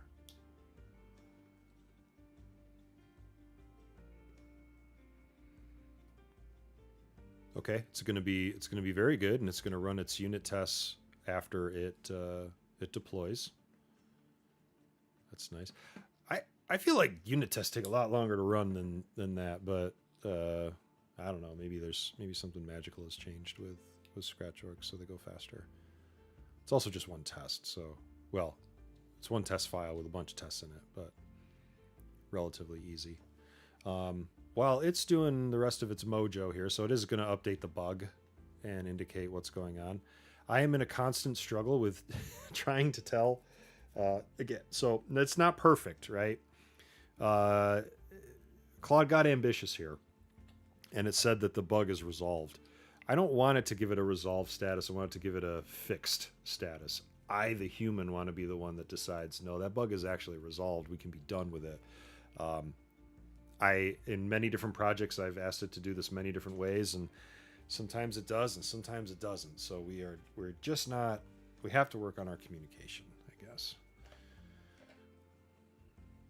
Okay. Anyway, it's done. So let's go back and see. How did we do here? I would expect this field to be populated now. Oh, but it's not. So that's kind of sad. So I have to, I got to tell it that it's not. Here's something I like to do. I'll grab a screenshot of the bug, and then I can pull that into, pull that reference in and just indicate that amount is still not displaying. I don't know if the screenshot actually helps. Maybe it helps more with UI stuff, but I like to just give it a visual that perhaps it can interpret. It's always, let's see. Someone in chat had a recommendation for adding these commands into, because this one comes up a lot. These screenshot situations. So let's try this. It will ask me this over and over and over again. So can I do this? Make it a star? Let's try it. Oh, need a comma. Let's see. This will maybe allow my screenshots to be... Now, this is a crazy... that looks super unique, so who knows if this will actually work. But I have seen it be consistent with the folder over time. So I'm just going to say yes, and then hopefully it'll kick in with the settings from here on. This will not be the last screenshot that we provide. The amount field is showing the component with a history, but the current value is empty. Yes, that's what we talked about before.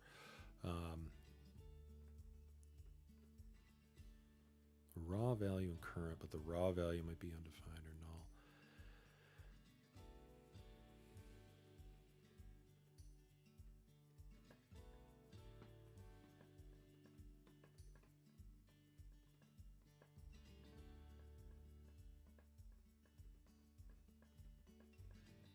Okay.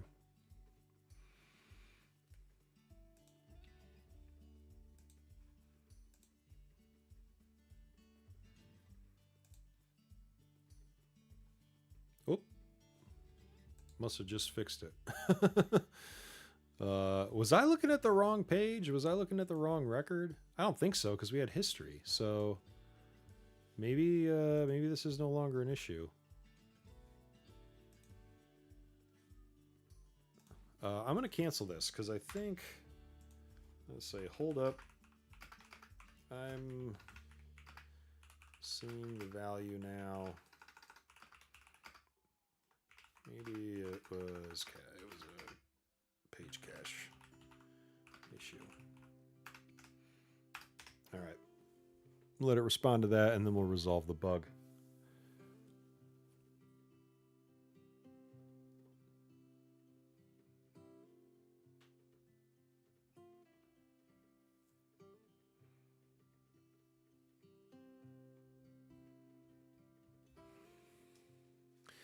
Now, some other things out here while that's cooking. I was this is in my brain. I did not communicate this at all, but I was kind of envisioning like cards for each of the fields, and maybe we set a limit of, I don't know, up to 6 cards across for fields that have been, for fields in this scenario. So let's see how that fits. And okay, that's resolved. So see, it says it's resolved, but it resolved it. I didn't resolve it, actually. So let's see if it gets into an argument with me here. Because there are more steps to just than just saying, hey, it's done.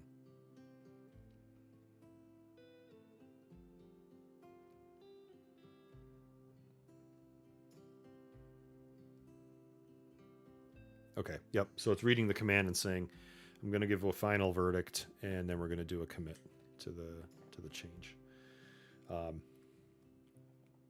So while that's cooking, sometimes what I'll do is just like pop up a new file, and then I'll literally just start typing in what I'm going to type in. Let's update the layout of the fields. Let's see, apply a 6-column grid with 1 field per column. Now I call this an enhancement instead of a bug, because we will get a what do we call it? I think features is maybe the name of the file. It's going to look exactly like bugs, but it gives us a way to track, net new functionality that we kind of invent on the fly that hasn't been found up to this point in our notes or our plan or our walkthrough. So let's see. It's like a mini requirements. The notes that I put in before, I just kind of try to follow the same format. So we want these in a 6-column layout. One thing it's not going to do here is ask me questions. So if you really want to go like robustly through the process, you could argue that I should generate a new sprint for the work that I'm about to do, but I think it's going to do an okay job getting there itself. So let's see. We're going to do 6-column. Let's. We'll have the value at the top. I don't think we need the current value label, so we can remove that.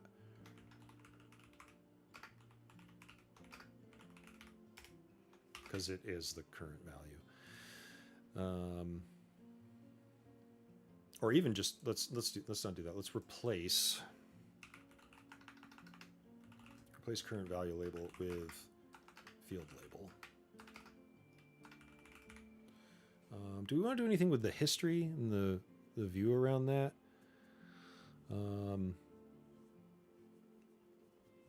Let's see, the history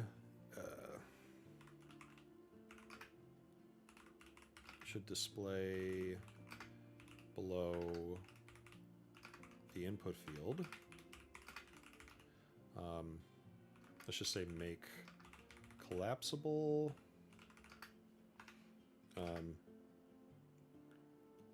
Render as actually don't make it collapsible. Let's just show it. Let's render it as a scrollable section. Max height. It's 150 pixels. Sure, that sounds good. And just for fun, let's remove format currency with commas. Format currency and numbers. Commas. Yeah, let's see what that does. Oops, not that. Okay, I'm just going to drop this in here. Boop.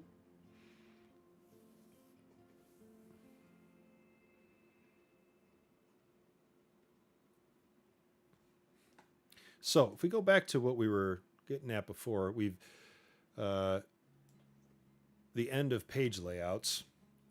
Well, we're working on recent interactions, um, which would kind of beg the question, well, how do you get these values in the first place? But we'll come back to that because I think what we might be able to do is show this display based on the responsibilities and the key data points. And that's where I think we'll get a little bit more. So, we've been using Claude to do our work here. I think there's an opportunity maybe for us to use to do some prompt builder, maybe some prompt builder in Agentforce to help us interpret those responsibilities and decide, maybe based on the responsibilities, the recent interactions, and the key data points. We can add and the date, right? So whatever values drive key data points that require a decision, time based, those criteria, I pass to a model, give it the data that we have, give it the instructions, and tell it to come back with the recommended fields to return or to display. Maybe some like prioritized visibility of those or what have you. That's kind of where sort of thinking about a little bit. All right, did we do work?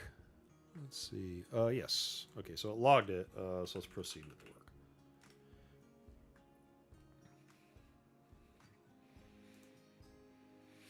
So we're kind of like the vision here would be we're kind of breaking out of the prompt window or the prompt window experience where we're just chatting about a record or about my opportunities or what have you, and we're providing like let's say like a AI assisted UX. So it's helping to make decisions about what's important to visualize for the end user, to help them do their work.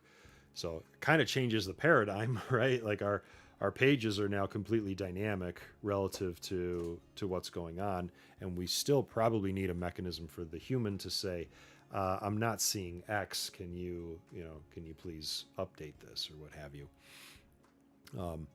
Which again we could oblige. So instead of them having to go and pick the fields that they want to display, they could just tell us, and then we'll display them.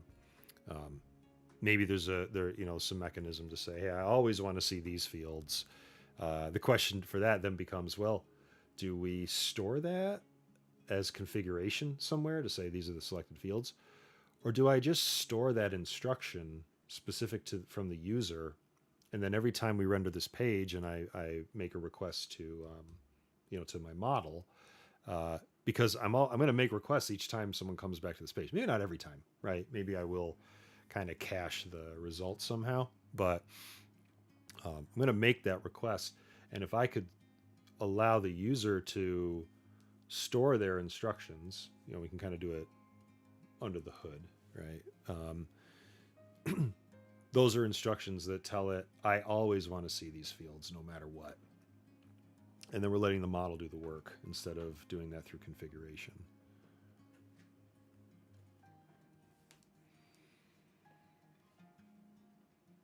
Let's see.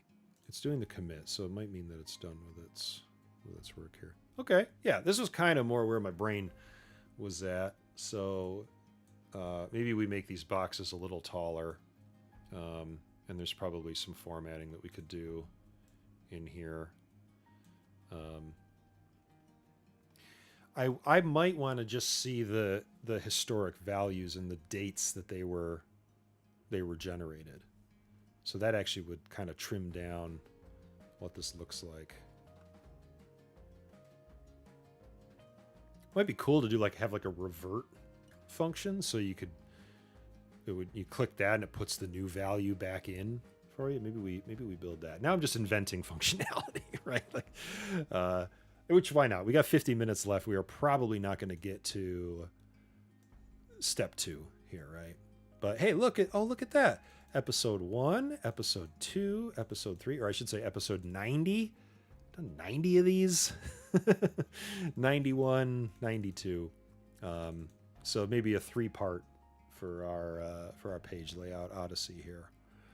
All right, component is deployed and ready to use. Because I had an issue before, it's reminding me, hey, clear your browser cache. I think we're good. Yeah, we're not missing anything here. Okay. Boop, boop, boop, boop. Pick list and interpreted the pick list. Groovy. Your entry does not match the allowed format. Oh, really? Okay, and then it gives a save. So that's... which I think we probably want. Validate or confirmation. Okay, let's make this 8003.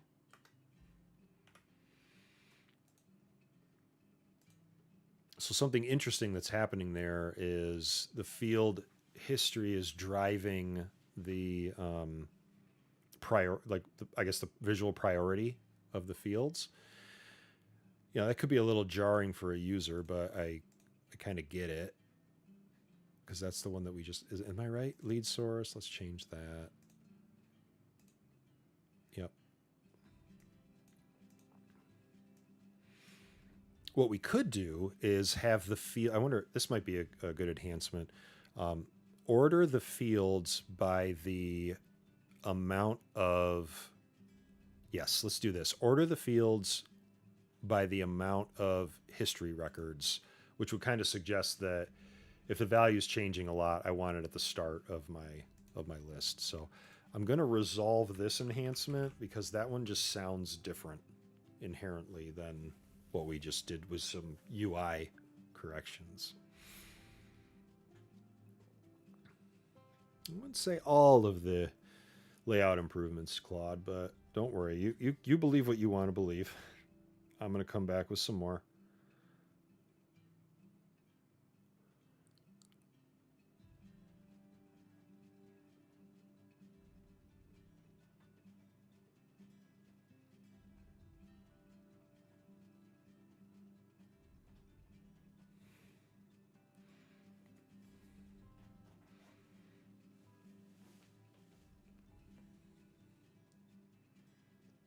All right, there's what we resolved.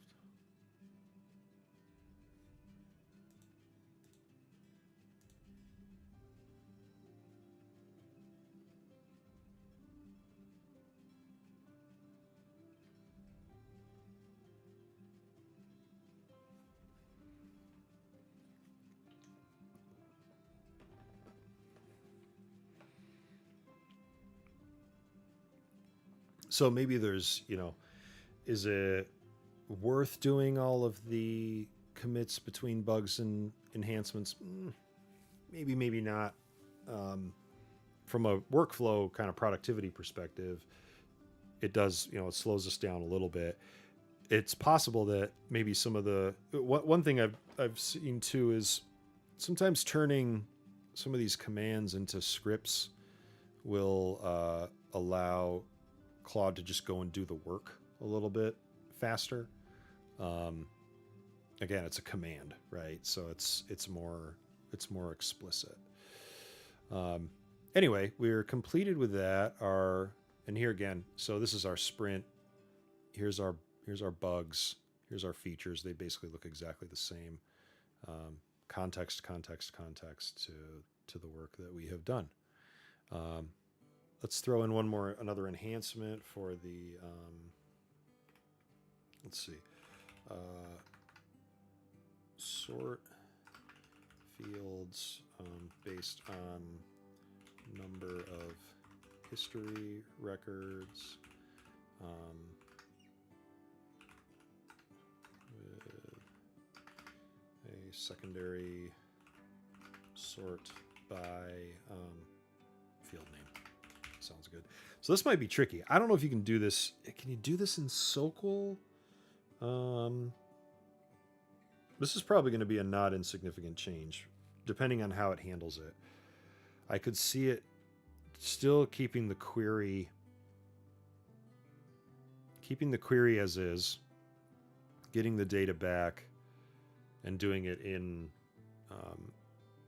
JavaScript. Let's see. I don't know. We'll see what it does. Place your bets.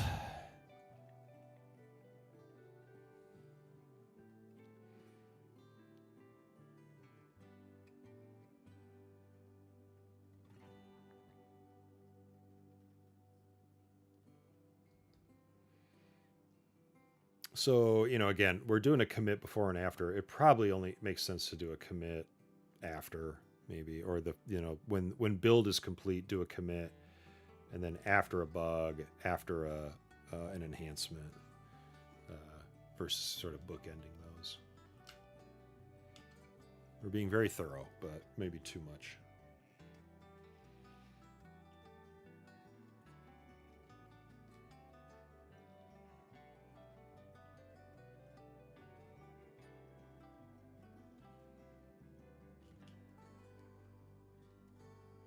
Okay, yeah, so it looks like it's just going to update the JavaScript. Because again, I don't think you could write if you wrote a SOQL call for that, you'd have to have a bunch of Apex to support the sorting anyway. So it's already got the data when it comes back to the page. I think that sounds fine. I approve.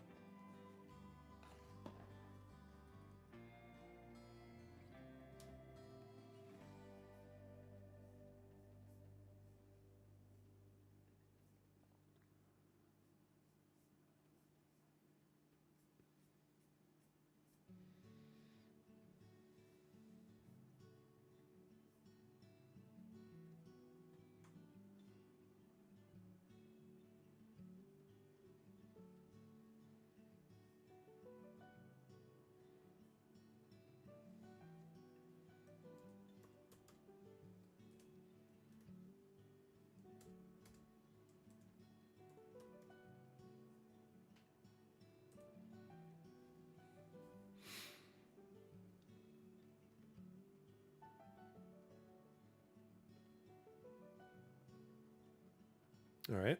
Did we sort? Let's see. So it looks like, 1, 2, 3, 4 changes for amount, 3 changes for web, 2 changes for existing, and 1 change for close date. So I would expect that to be the sort when I refresh this. Okay, let's see. Yeah, okay. Amount 4, source 3, op 2, and close date 1. Great. Good job, robot.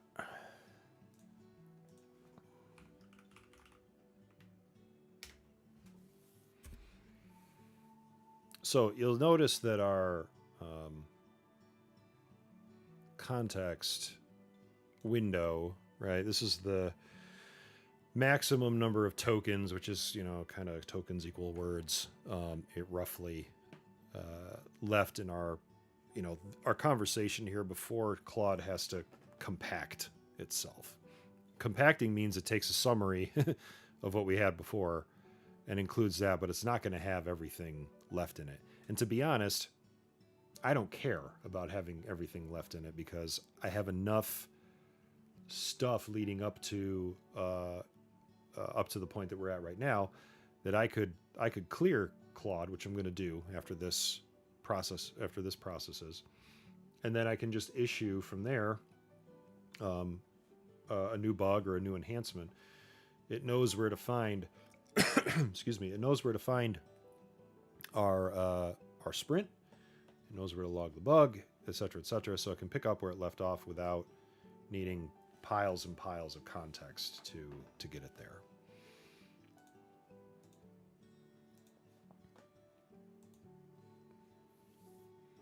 Okay, marked as complete. Removed from active tracking. Do. All right. What do I want to do next? Well, I want to clear. Let's clear Claude. So I can issue a compact command. I can also issue a clear command. Oh, these are new. Reset new. Oh, no, let's just call clear. Okay. Okay, so I think my next enhancement, so I'm thinking about this. Oh, it added numbers. Oh, that's cool. History is always like your first entry becomes history. So there's only one here. Oh wait, no, I take that back. History becomes. Did I say that wrong? Are these sorted correctly? All right, so when we have. Oh no, this we didn't have history turned on. I think when I first added this, yeah. So we're missing one that.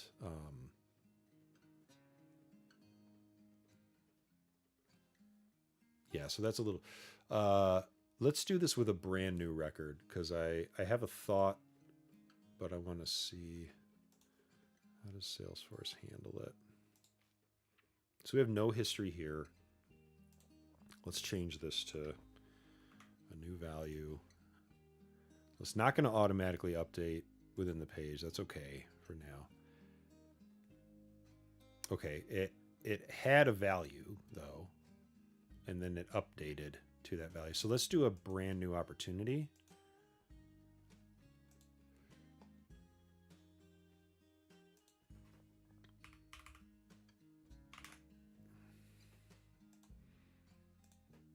I'm just going to put in a few fields. I'm not actually even going to put the amount in right now. Save. All right, so we probably want to eliminate the created step, which I think there's types. I think that's what we probably need a filter on. Now we'll add an amount. $1.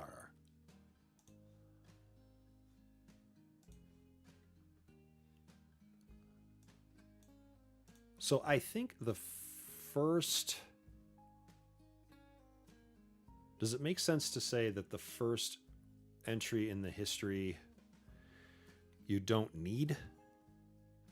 If you're going from blank to... If you're going from blank to a value, do we care, right? I feel like the answer would be no, because there's nothing there. I'm like literally putting it in for the first time. Even if I waited, even if it took me 10 other updates to this record before I actually put in the amount, I don't think I want this. I don't think I want this one. I think I just want to see... I also think I just want to see the old value. So let me raise this to $2. Dude, all right. I think I just want to see this in the history, right? The date and the old value. I think that will streamline the layout a little bit. I'm going to take the user out for now also.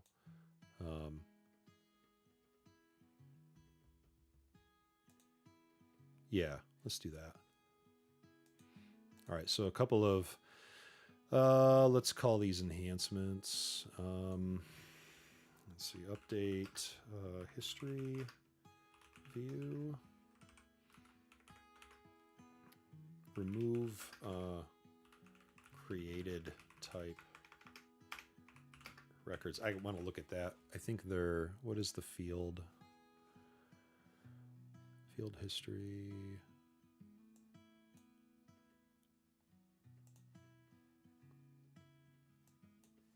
I think it's just a field. So remove or exclude created field values.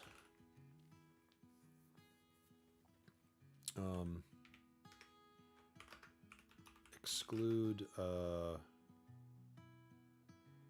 let's see, first instance of a value changing from blank to non-blank for each field. Do not, or I should say display only the old value.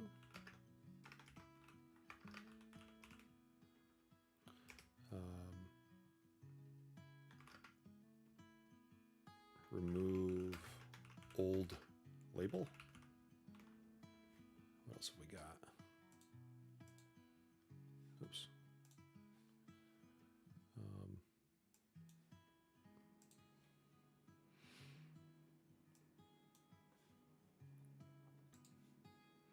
Let's render date as, you know, September 19. Format.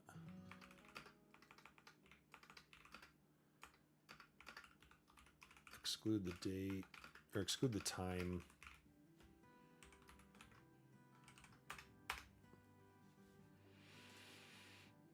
Okay, that might tighten things up a little bit.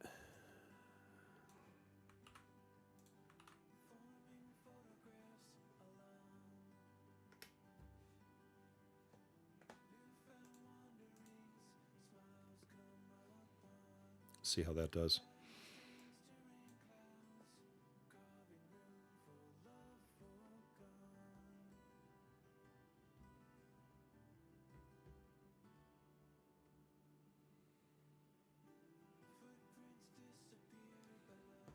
So this is fresh again. So I cleared Claude's memory. Now it's going back through. It does need to regain some context around the project. Understandable. It's reading the class to understand the query. It's reading the HTML, the JavaScript to understand the component and how it's working. So we are going to update the Apex controller to get some filtering logic, because, you know, we can remove the created values right off the bat. It'll reduce our, that's an easy query filter to add.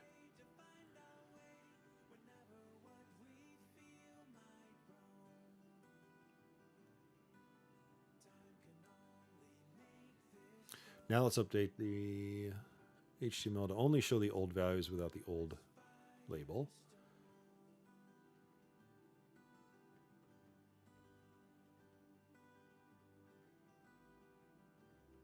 Pretty tactical changes here. Interesting how it's handling the month year or the rendering logic. I think there's a way to format that with a formatted date time component, but it looks like it's not using that. So be it.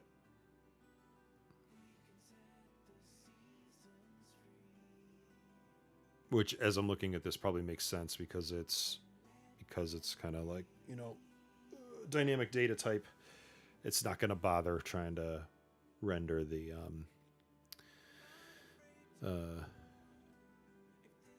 different components. It's just going to render the text.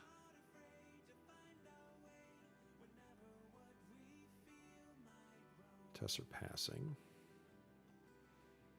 It tried to open the page. It's in another tab over here. I'm just going to refresh the page that we're on.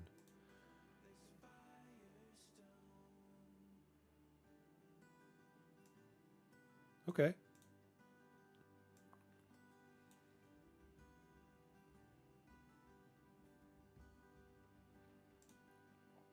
So now if I change this.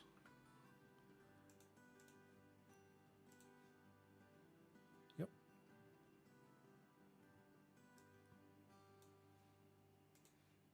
Yep, I think you hit them all there.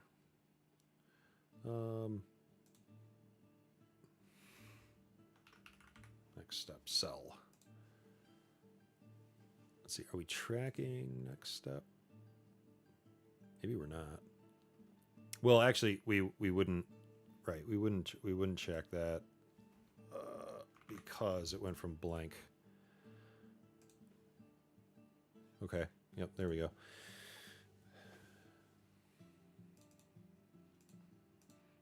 I still think there's probably a much cleaner way to render the history, and then I guess we could debate, you know, if it, well, again, if the field is blank and then you make it not blank, do you care that it was once blank the first time you fill it out? I could understand, you know, if we go from let's mess around with this. Okay, so phone inquiry, web. Can I go down? Can I make this none?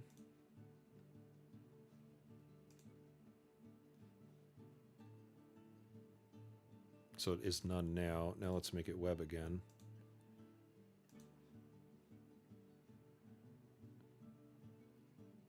So that's, oh wait, yeah, there it is. Now, interesting though, I think we're batting out of order there. Might want to bring the times back in and see if the let's do that. Let's add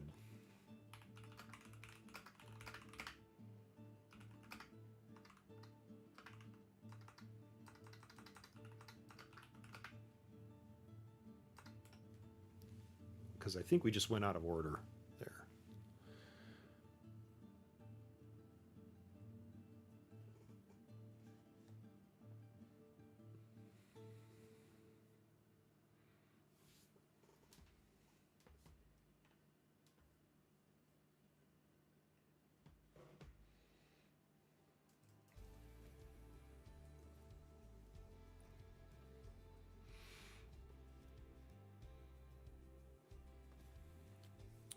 Push source.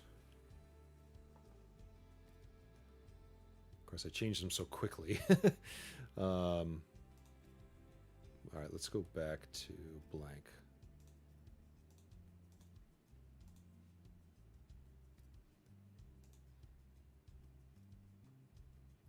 We're currently blank. The history, so it was web, it was changed. Okay, so this might be, maybe we do need the new and the old because it's showing me that it was changed from web on 223. I think what I would want it to show is that it was changed to web on 223, or it was changed to web at 231. Basically trying to figure out how do we correctly interpret the field history tracking so it's not overwhelming to the user. It doesn't feel valuable to show the old and the new each time, so maybe we just want to show the new. So instead of pulling off the oldest one, well, we pull off the oldest one if it goes from blank to the value, and we show the new value when that occurs, unless the new value equals the current value, right? We wouldn't want to do that. So all right, we're going to do some flip-flop here. Let's see, did we... Okay, so it's maybe been a minute? I think so.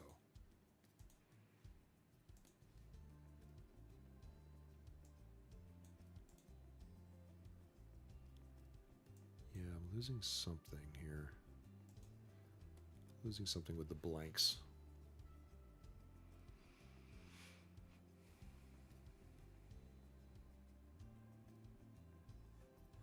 What was that? That was...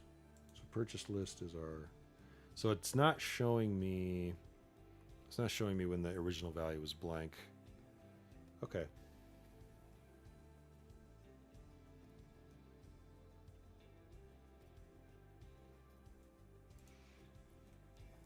Is the answer basically don't show the oldest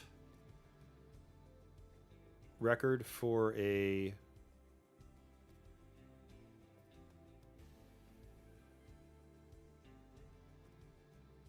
No. It's only show the new values except for the most recent, because the most recent would be the value that's in the field. Okay. All right. Update to display logic.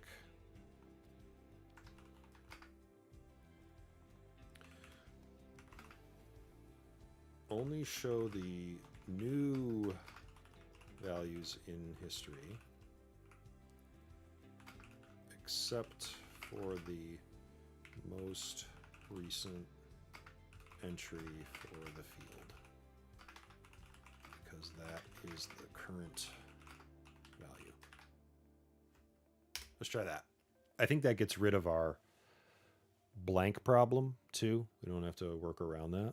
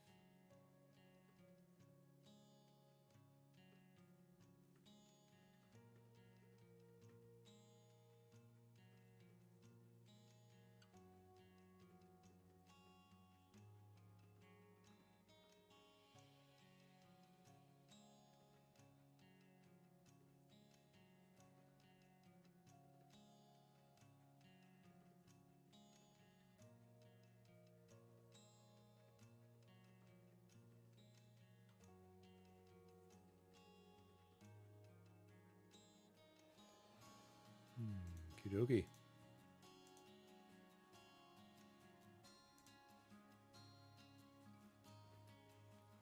Okay, let's replay this guy. So this is lead source.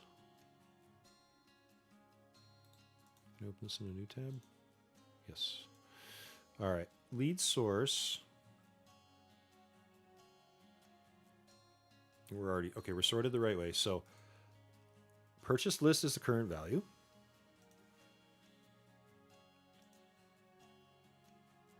And then it was web.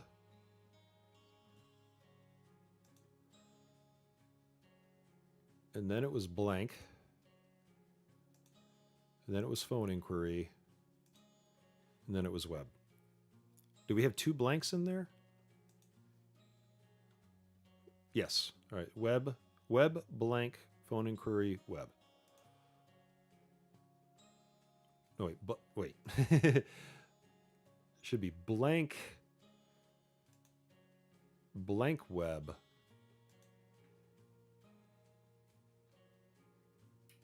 Blank web. I bet you it's missing the top. No.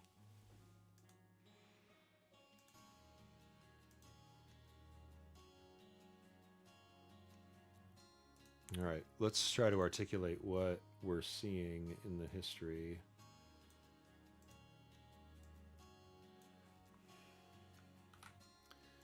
So let's say this. Here is the lead. Here's the history.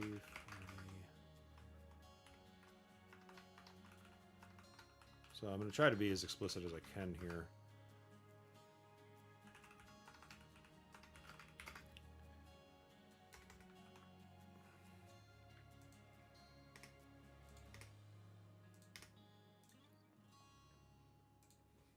Let's give it the ID of the record also, so it can do some examination of that. And I think it's just missing the, because what do we got? Web blank phone inquiry web. Web blank phone inquiry web. We're just missing this one.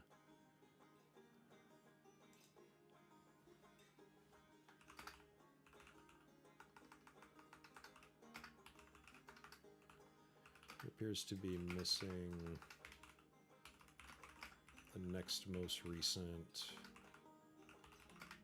entry.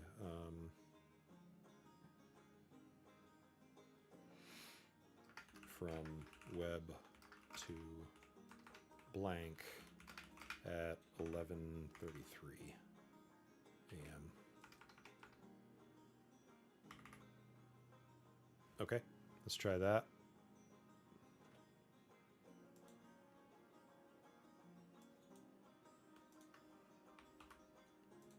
Let's see what it can interpret out of that. This is the kind of stuff, again, if it works, that I love because it'll take me 10 times the time, the effort and gray matter to solve for this, when it is ultimately just a pattern that is misinterpreted, and it might be because of what I communicated previously with my instructions. So that previous call or previous instruction I gave it, I may have wanted to say, undo what you had before, forget about that, and apply this logic instead. That probably would have maybe, I don't know, probably may have made it a little clearer.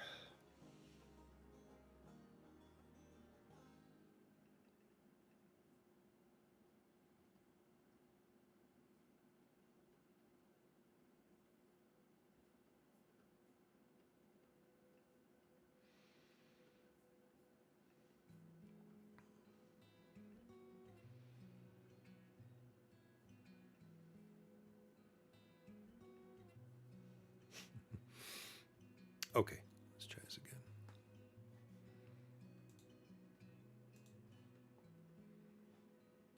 Blank web, blank phone, web. Blank web, blank phone, web. Boom. So yeah, a minute of description, good references, good references being like the record where this is occurring on. The actual data probably would have, you know, saved me 20, 30 minutes of figuring out why doesn't this work. So cool. I also, you know, observed that the fields just show up, right? So if our stage changes,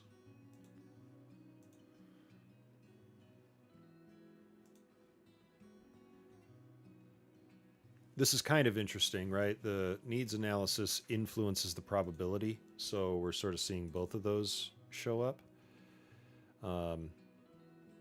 Now, what's interesting is I thought we had decision makers as the first value here.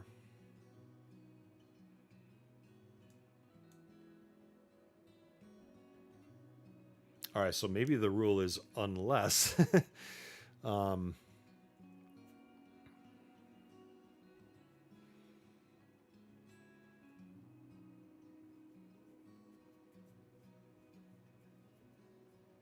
Unless the first entry in the field history is non-blank, then we need to show the old value.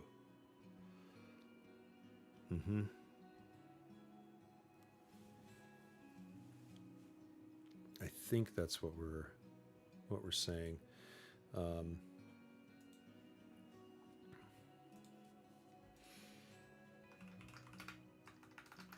Let's see. So on the same record, there is a glitch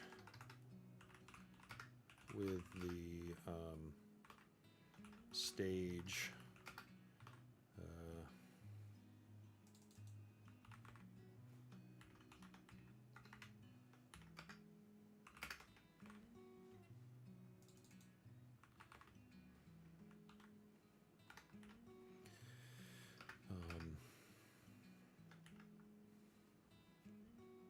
Let's see. We don't see this.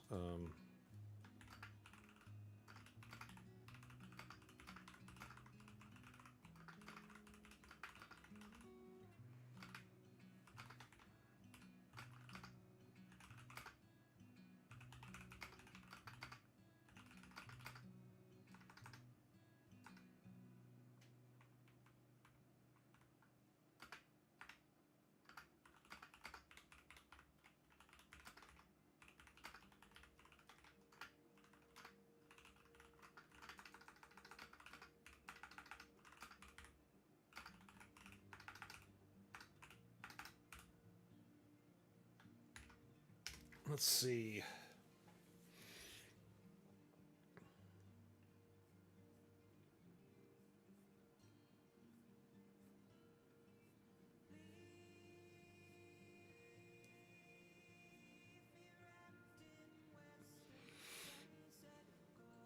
It agrees with me. Is that just its eagerness, or is it actually understanding? We shall see.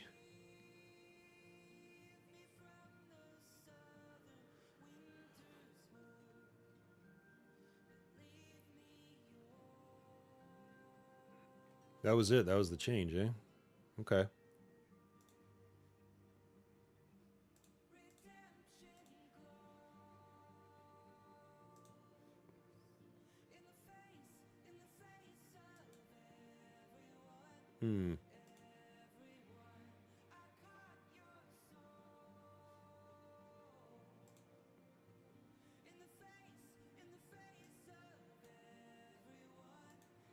Yeah, I think we took a step backwards here, actually, because cell is also not.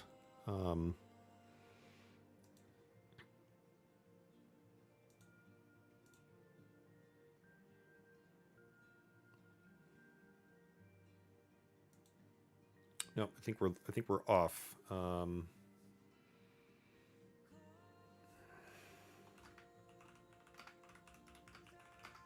Still think we're off.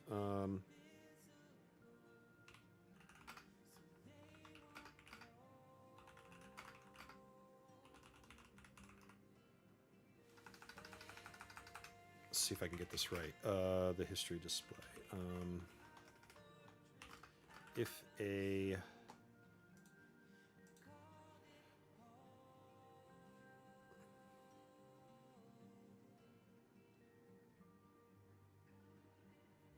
so if the first entry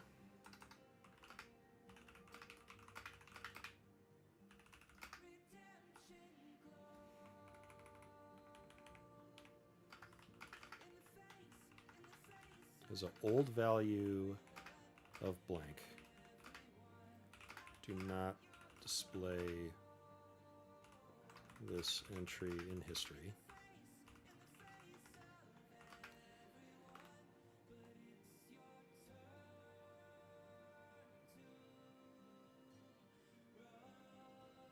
Because we've lost this one. Is that the only rule?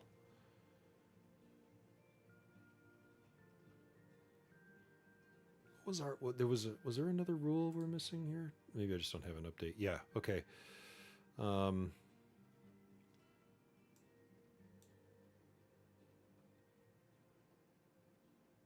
think that's it, right? So because this, where were we?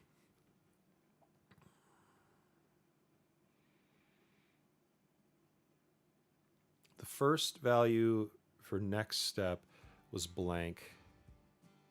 So we only showed cell, no history.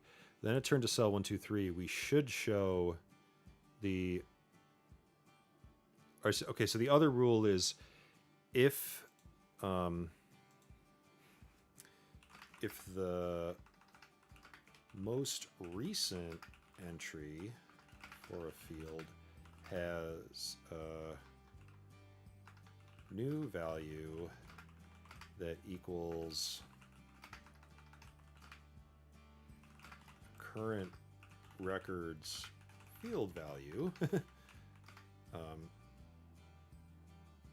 render the old value.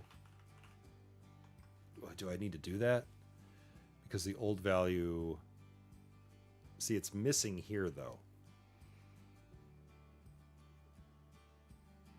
That's the glitch, right? How to... Let's see. If the most recent entry for a field has new value that equals the current record's value, which is this one, then we render the original value. Is that true, though?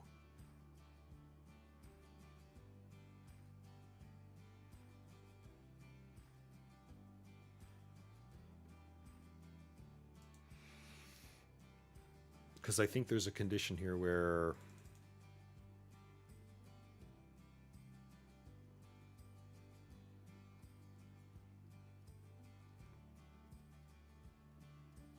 Let's go with this.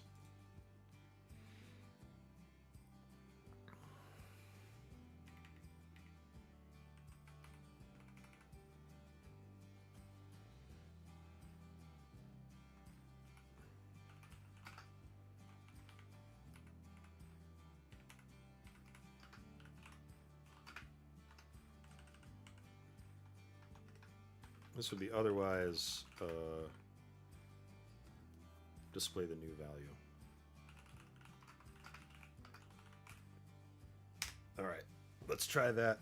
This might be our last. Let's see if we end on a victory or a defeat with the with this update.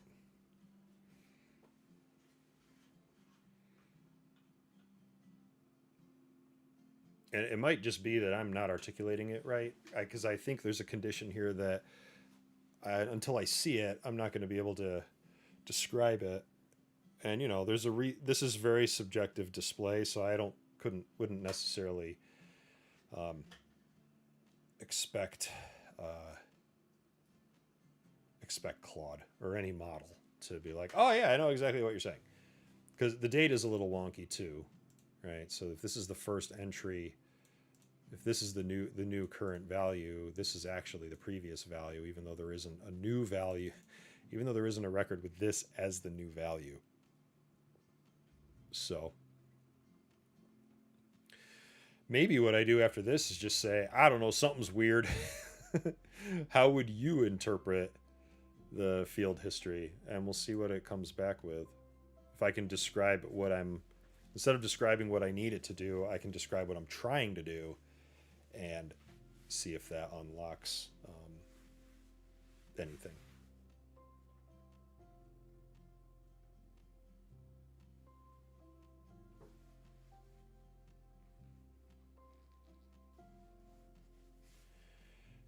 It's giving it a shot.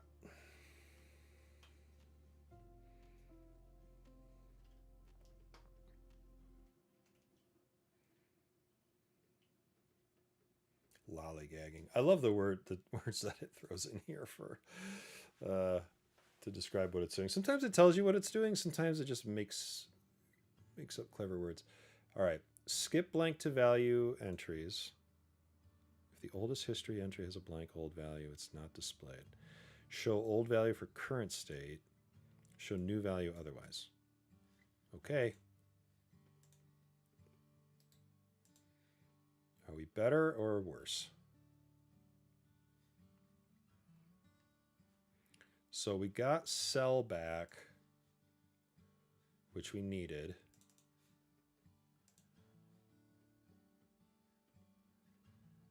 Amount. I don't think we're hitting the mark on amount.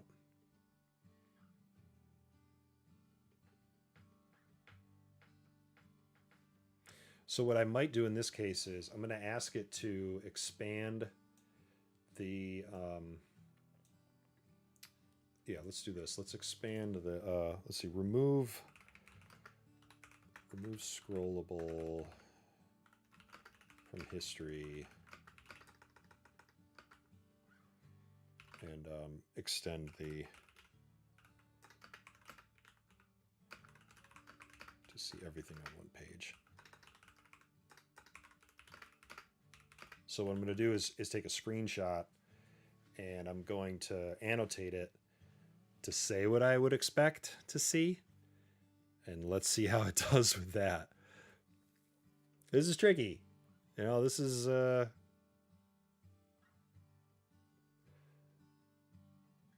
little you know, a little off the beaten path here.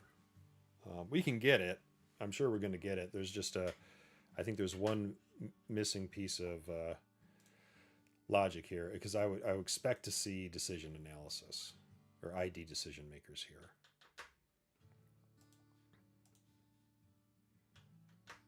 And then hopefully we can see everything now. All right. So I'll take a screenshot of this. And then where'd you go? So let's annotate this. Go here. So I expect to see. Next step looks good. Wait. Needs analysis. Did that just change?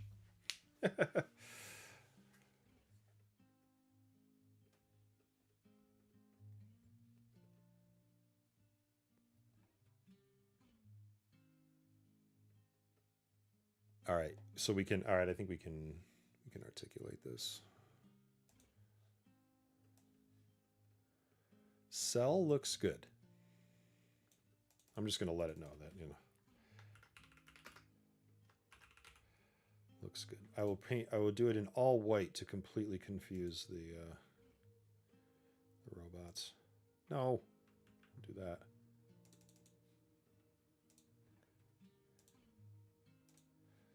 Make that a little smaller. So that looks good.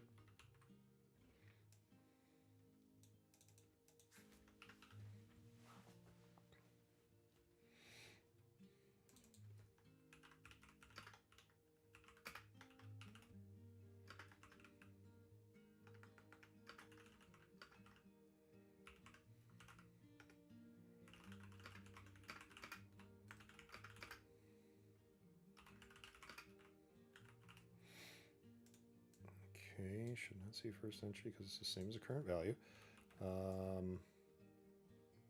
This one we should see.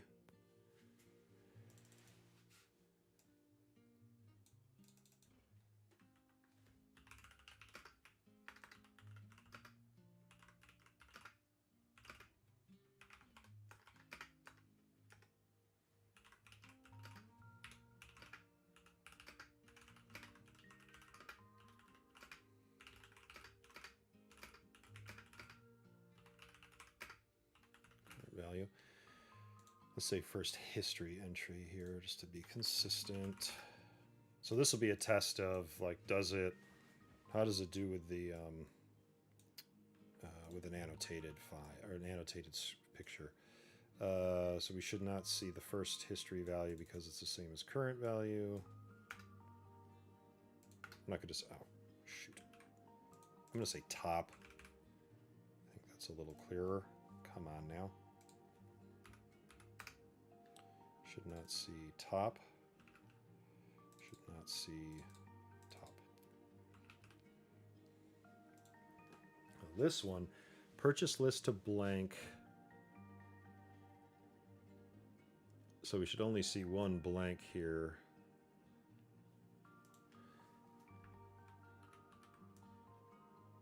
I think I'm just going to say should not see. So I'm running out of room.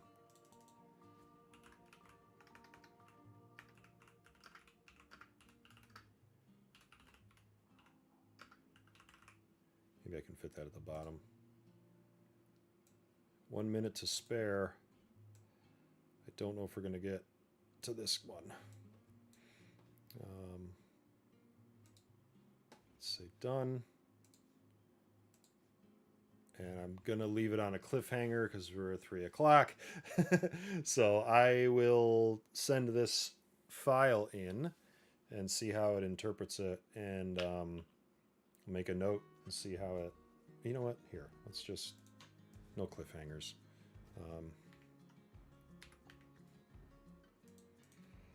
Let's see. Here's an annotated screenshot of issues.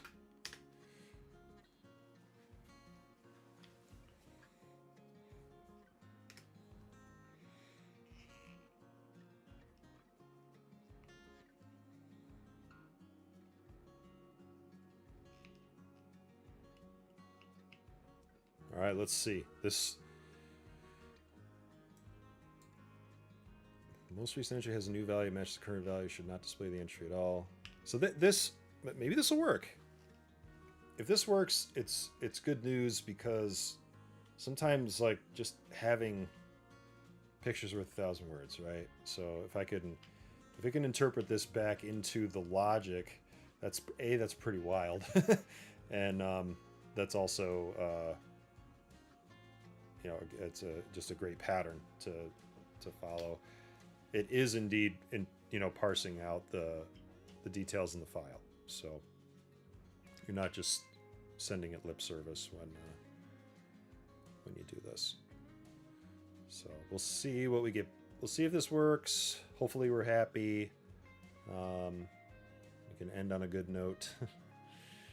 If not, well, this is the kind of thing that I sometimes will monkey with between episodes, because I would really love to get on to our next.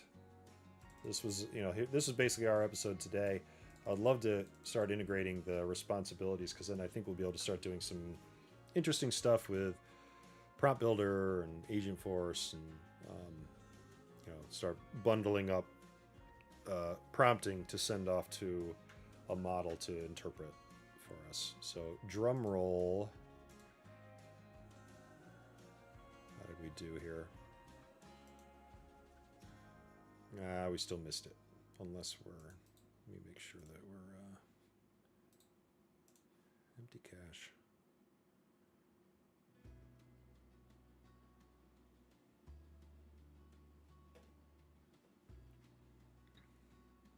Oh, not quite. Okay, we also lost our history here, so sometimes it's best to just put the work down, walk away from. Even the robots need to take a break. So we've squeezed, you know, Claude's brain here a little bit. Claude needs a break. We're at the end of the show anyway, so you know, I'm glad to be back. It took a minute, it took a year to get back into this, but this, like I said, at the start and in the middle, this is the format. It's pretty unscripted. There's no canned results. I invent stuff. We go, you know, I go explore. Folks hang out, sometimes we get questions in chat, and we'll just keep our ideas in chat, and that will distract and move us in another direction. But I'm excited to be back and be wielding the AI repertoire that all of our work is moving toward. And at first it was scary. At first it was threatening. I hope that we're all coming to understand that. My metaphor is when we need to wire our houses, we don't relearn how electricity works, and we don't forge our own wire. The same is true for the stuff we can lean on with AI. It can't do everything for us, but it's sort of the new groundwork, and it's the new groundwork, and it's the drudgery, and hopefully can get us past this. Except for super complicated business rules that are probably my fault for not being able to communicate, as in this example. So anyway, thanks for hanging out. If you hung out, if you made it this far in the recording, God bless you. And we'll see you next time. I'm Tom, and you can't do that on Salesforce. But actually you can. So see you next time.